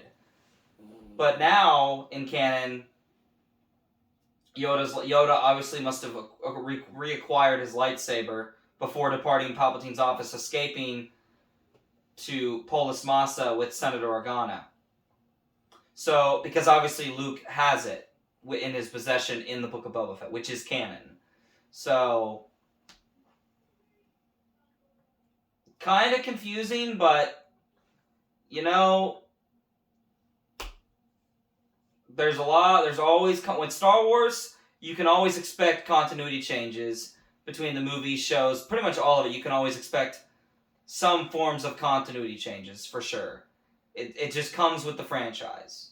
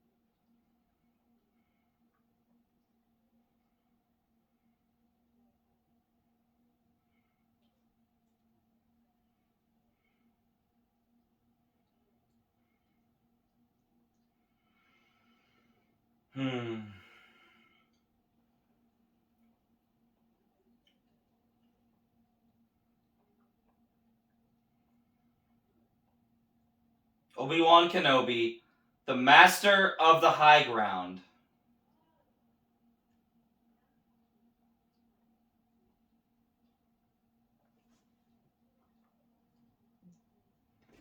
Don't try it, Anakin. Oh, well now you fricked up. Oh, jeez, man. That always gets me, like, imagine just jump flipping, and next thing you know, you just lose your hand, and you lose both your legs. I mean, jeez, man. Like, that could not have felt pleasant. It might have been quick, but it definitely was not pleasant. What follows for Anakin injury-wise is even worse.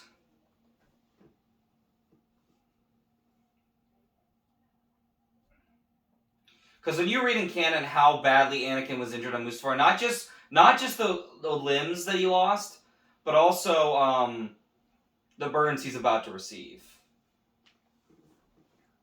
Like, obviously, if a normal person was set on fire, from lava, you're dying. You're not living. It's a miracle of God if you survive getting set on fire by lava.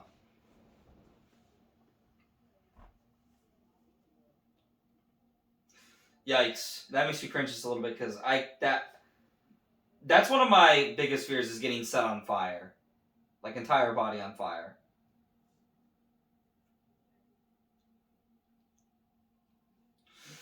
Jeez. Like, it goes down his throat, it messed up his trachea, it went into his lungs, it burned his eyes, and then it burned the rest of his body.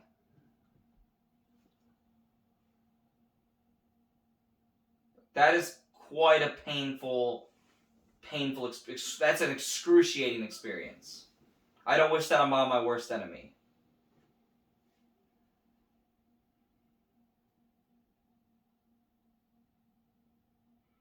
R2's probably like, yo, where the frick is Anakin? I have some trauma now.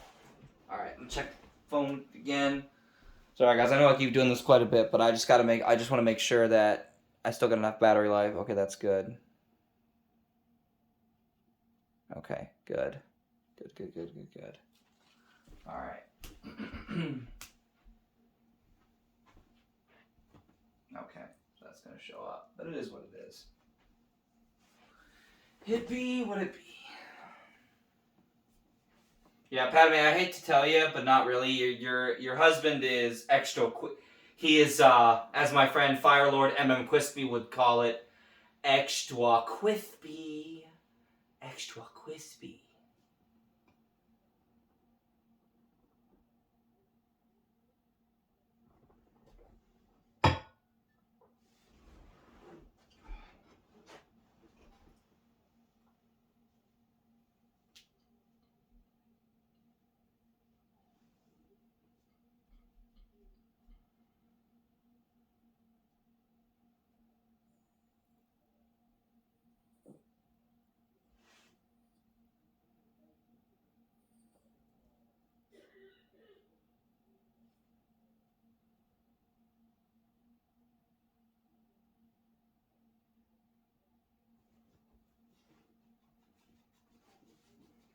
Somehow he's alive. It's the will of the Force. Like, the reason why Anakin even lives is because it's the will of the Force. Like, the will of the Force was Anakin had to balance the Force. He spent 23 years in the dark, 22 years in the light, 22 years in the dark. Balance. And then he destroys the Sith, who were the imbalancers of the Force, by abusing it and using the dark side of the Force, which they abused, and they used the Force for their dark, greedy purposes, which is not what the Force was for. That's not how the Force was meant to be used. And it's not how the Force wanted to be used, either. Because it's above all things, all living things. And now Obi-Wan and them have arrived on Polis Massa, which is where the babies will be born. The new hopes.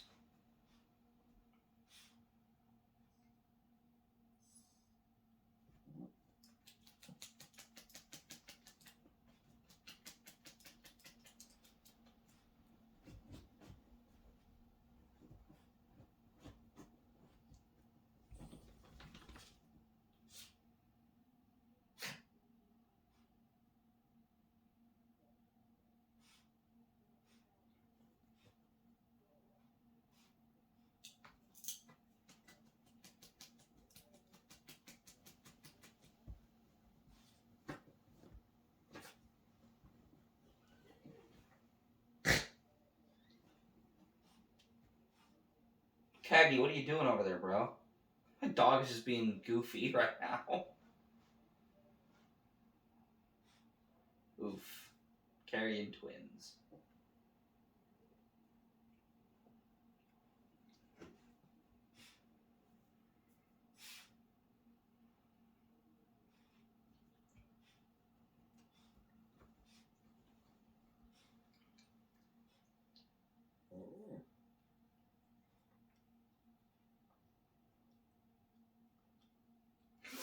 And of course, because Anakin lost to duel with Obi-Wan and Mustafar, Palpatine in canon had Anakin to be awake for the surgery when they removed all the dead flesh and put him in a suit.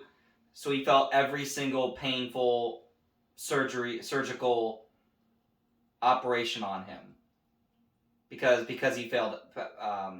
Well, it would also increase his strength and also would help him unlock more dark side techniques because the Sith thrive on pain.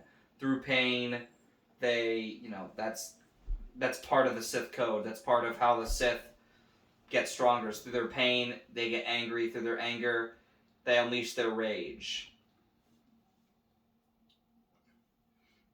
Luke and Leia.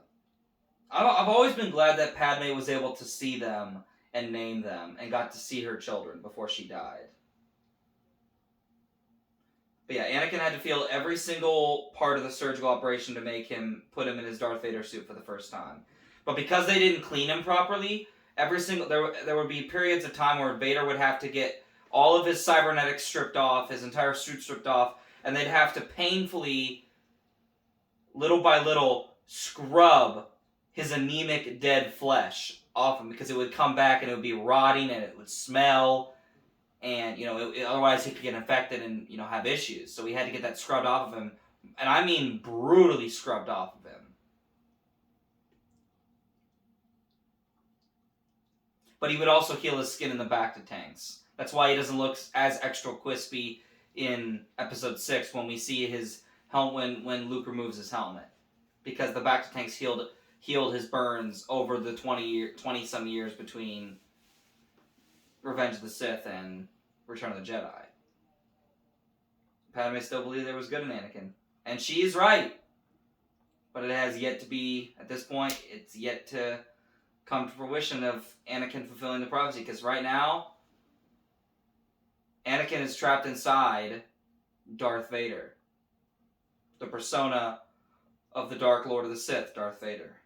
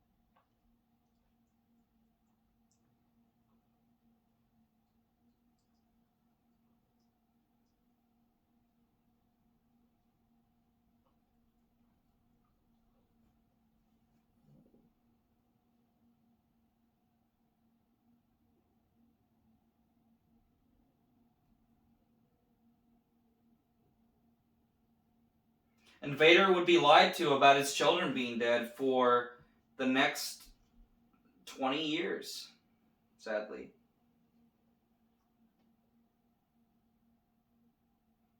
And when you look at Bail Organa and Padme's relationship with the Clone Wars, it's really cool that Bail, Padme's friend, is the one who takes their daughter Leia.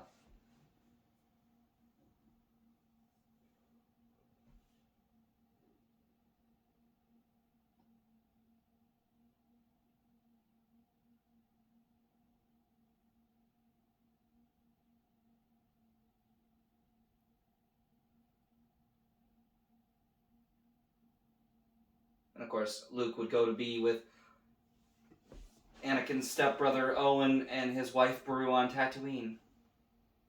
And Obi-Wan would watch over him.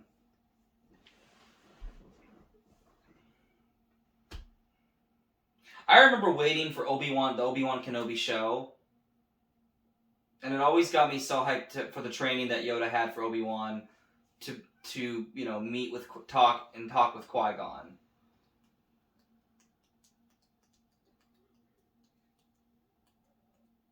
And I think it's great we got to see Qui-Gon, even though it's kind of messing with canon a little bit, which we'll get to that one when we watch the Obi-Wan Kenobi show. But I think it's truly great we got to see that now.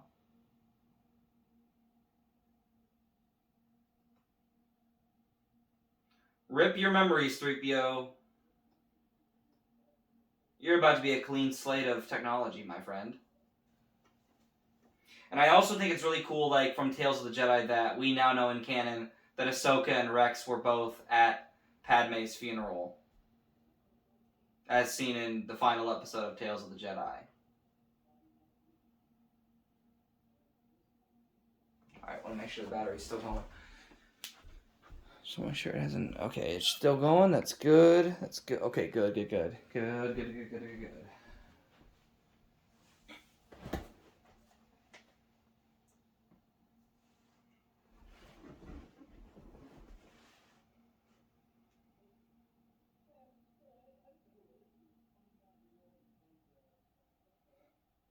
She had the Japor snippet necklace that Anakin made her all the way back in episode 1.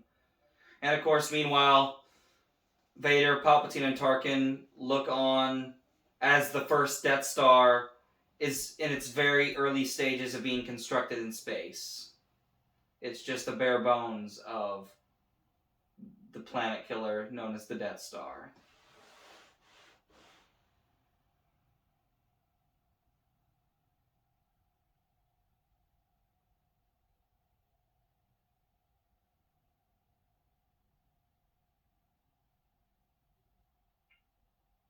But I think it's cool that we finally got to see the Obi-Wan show. We got to see Obi-Wan's life after Revenge of the Sith, before A New Hope. I really think it was cool to see Ewan and Hayden again. And I'll go more into that, all of that, what I really, really appreciate, and I'm thankful that I got to live and got to see Obi-Wan Kenobi as a show before Episode 4 realized. Like, it was something I've wanted since I was a kid. And it was a childhood dream come true. And I hope that they're going to do more seasons. I mean, I kind of left it on a cliffhanger with Obi-Wan and Qui-Gon. Qui-Gon's ghost leading Obi-Wan to his new home. And, now he's going to start doing Force Ghost training more with Qui-Gon. So I think they'd be stupid to not do a season 2 of Kenobi. Even if it's just one more season, I'm fine with that. But I think they definitely should do one. They're missing out on an opportunity if they don't do a second season.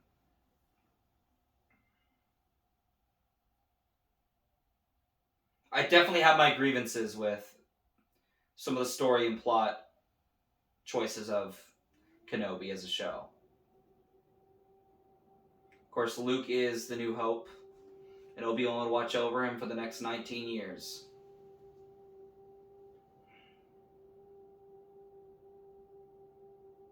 But yeah, watching this end scene around the Sith got me before Kenobi as a show finally came to us. This scene got me excited for the Kenobi show every time. And it's a great scene.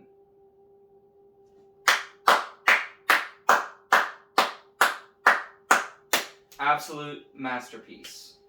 Absolute masterpiece. And it is the finale of the prequel trilogy. Always a fun one to watch. So now, I'm going to get the lights turned back on in here.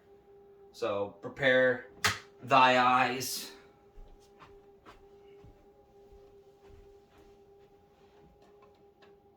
Woo. Okay, good. Alright, folks, so that was the Revenge of the Sith watch party. Next time will be the watch party for the movie Solo: A Star Wars Story, which takes place 9 years after the events of Revenge of the Sith. That's what's up next. Now, there was a conversation I did want to talk about. It seems to have slipped my mind, so I probably should have just talked about it when I did. When I mentioned I wanted to talk about it. But I just gotta say, when I absolutely love this movie. I've always loved this movie. It's always been my favorite. And it's just gotten better with time. Honestly, before the Revenge of the Sith was my favorite for the prequels. Phantom Menace was my favorite. Phantom Menace was my go-to movie. Like, I swear, I put the Phantom Menace disc 1 in our DVD player and watched it on our old box TV at least 1,000 times. Like, I can guarantee you, the count on that was 1,000. It definitely was 1,000. But yeah, I have really, now that as an adult you understand more of the deeper meanings of what George was trying to tell. I obviously understood the connections between 3 to the original trilogy and the prequels to the originals. I understood the connections. I got those pretty easily. But the deeper meanings of it and what this and this and this meant and what this how it leads into the original trilogy, I understand it so much better now. And really, honestly, guys, I really just love this movie. And the action is just absolutely great. The story is the best out of the entire prequel trilogy. It is the best written and it is the best directed. The acting is great. Oh yeah, so Hayden Christensen as Anakin. He was trying to be more monotone, which of course is what, even though James Earl Jones does get loud as Darth Vader's voice, he's, still very, "It is too late for me, son." It's very monotone. That's why Hayden Christensen would talk the way he talked when they filmed Attack the Clones, and even more specifically, Revenge of the Sith. So that's why I believe Hayden did a great job. You can look up Star Wars Theory's video on it too. Go subscribe to him as well. Shout out to Star Wars Theory. And you can look up, I believe the video is called Why Hayden Was Perfect as Anakin for Star Wars Theory. Anyway, guys, make sure you subscribe and turn that notification bell if you like the content you're seeing here. And be sure to turn on that notification bell as well, so you never miss any more uploads from me, yours truly, the one and only Gyurk Skywalker. Once again, guys, thank you guys for all your support. And until next time, God bless, stay safe, and remember, the Force will be with you. Always. Take care, guys.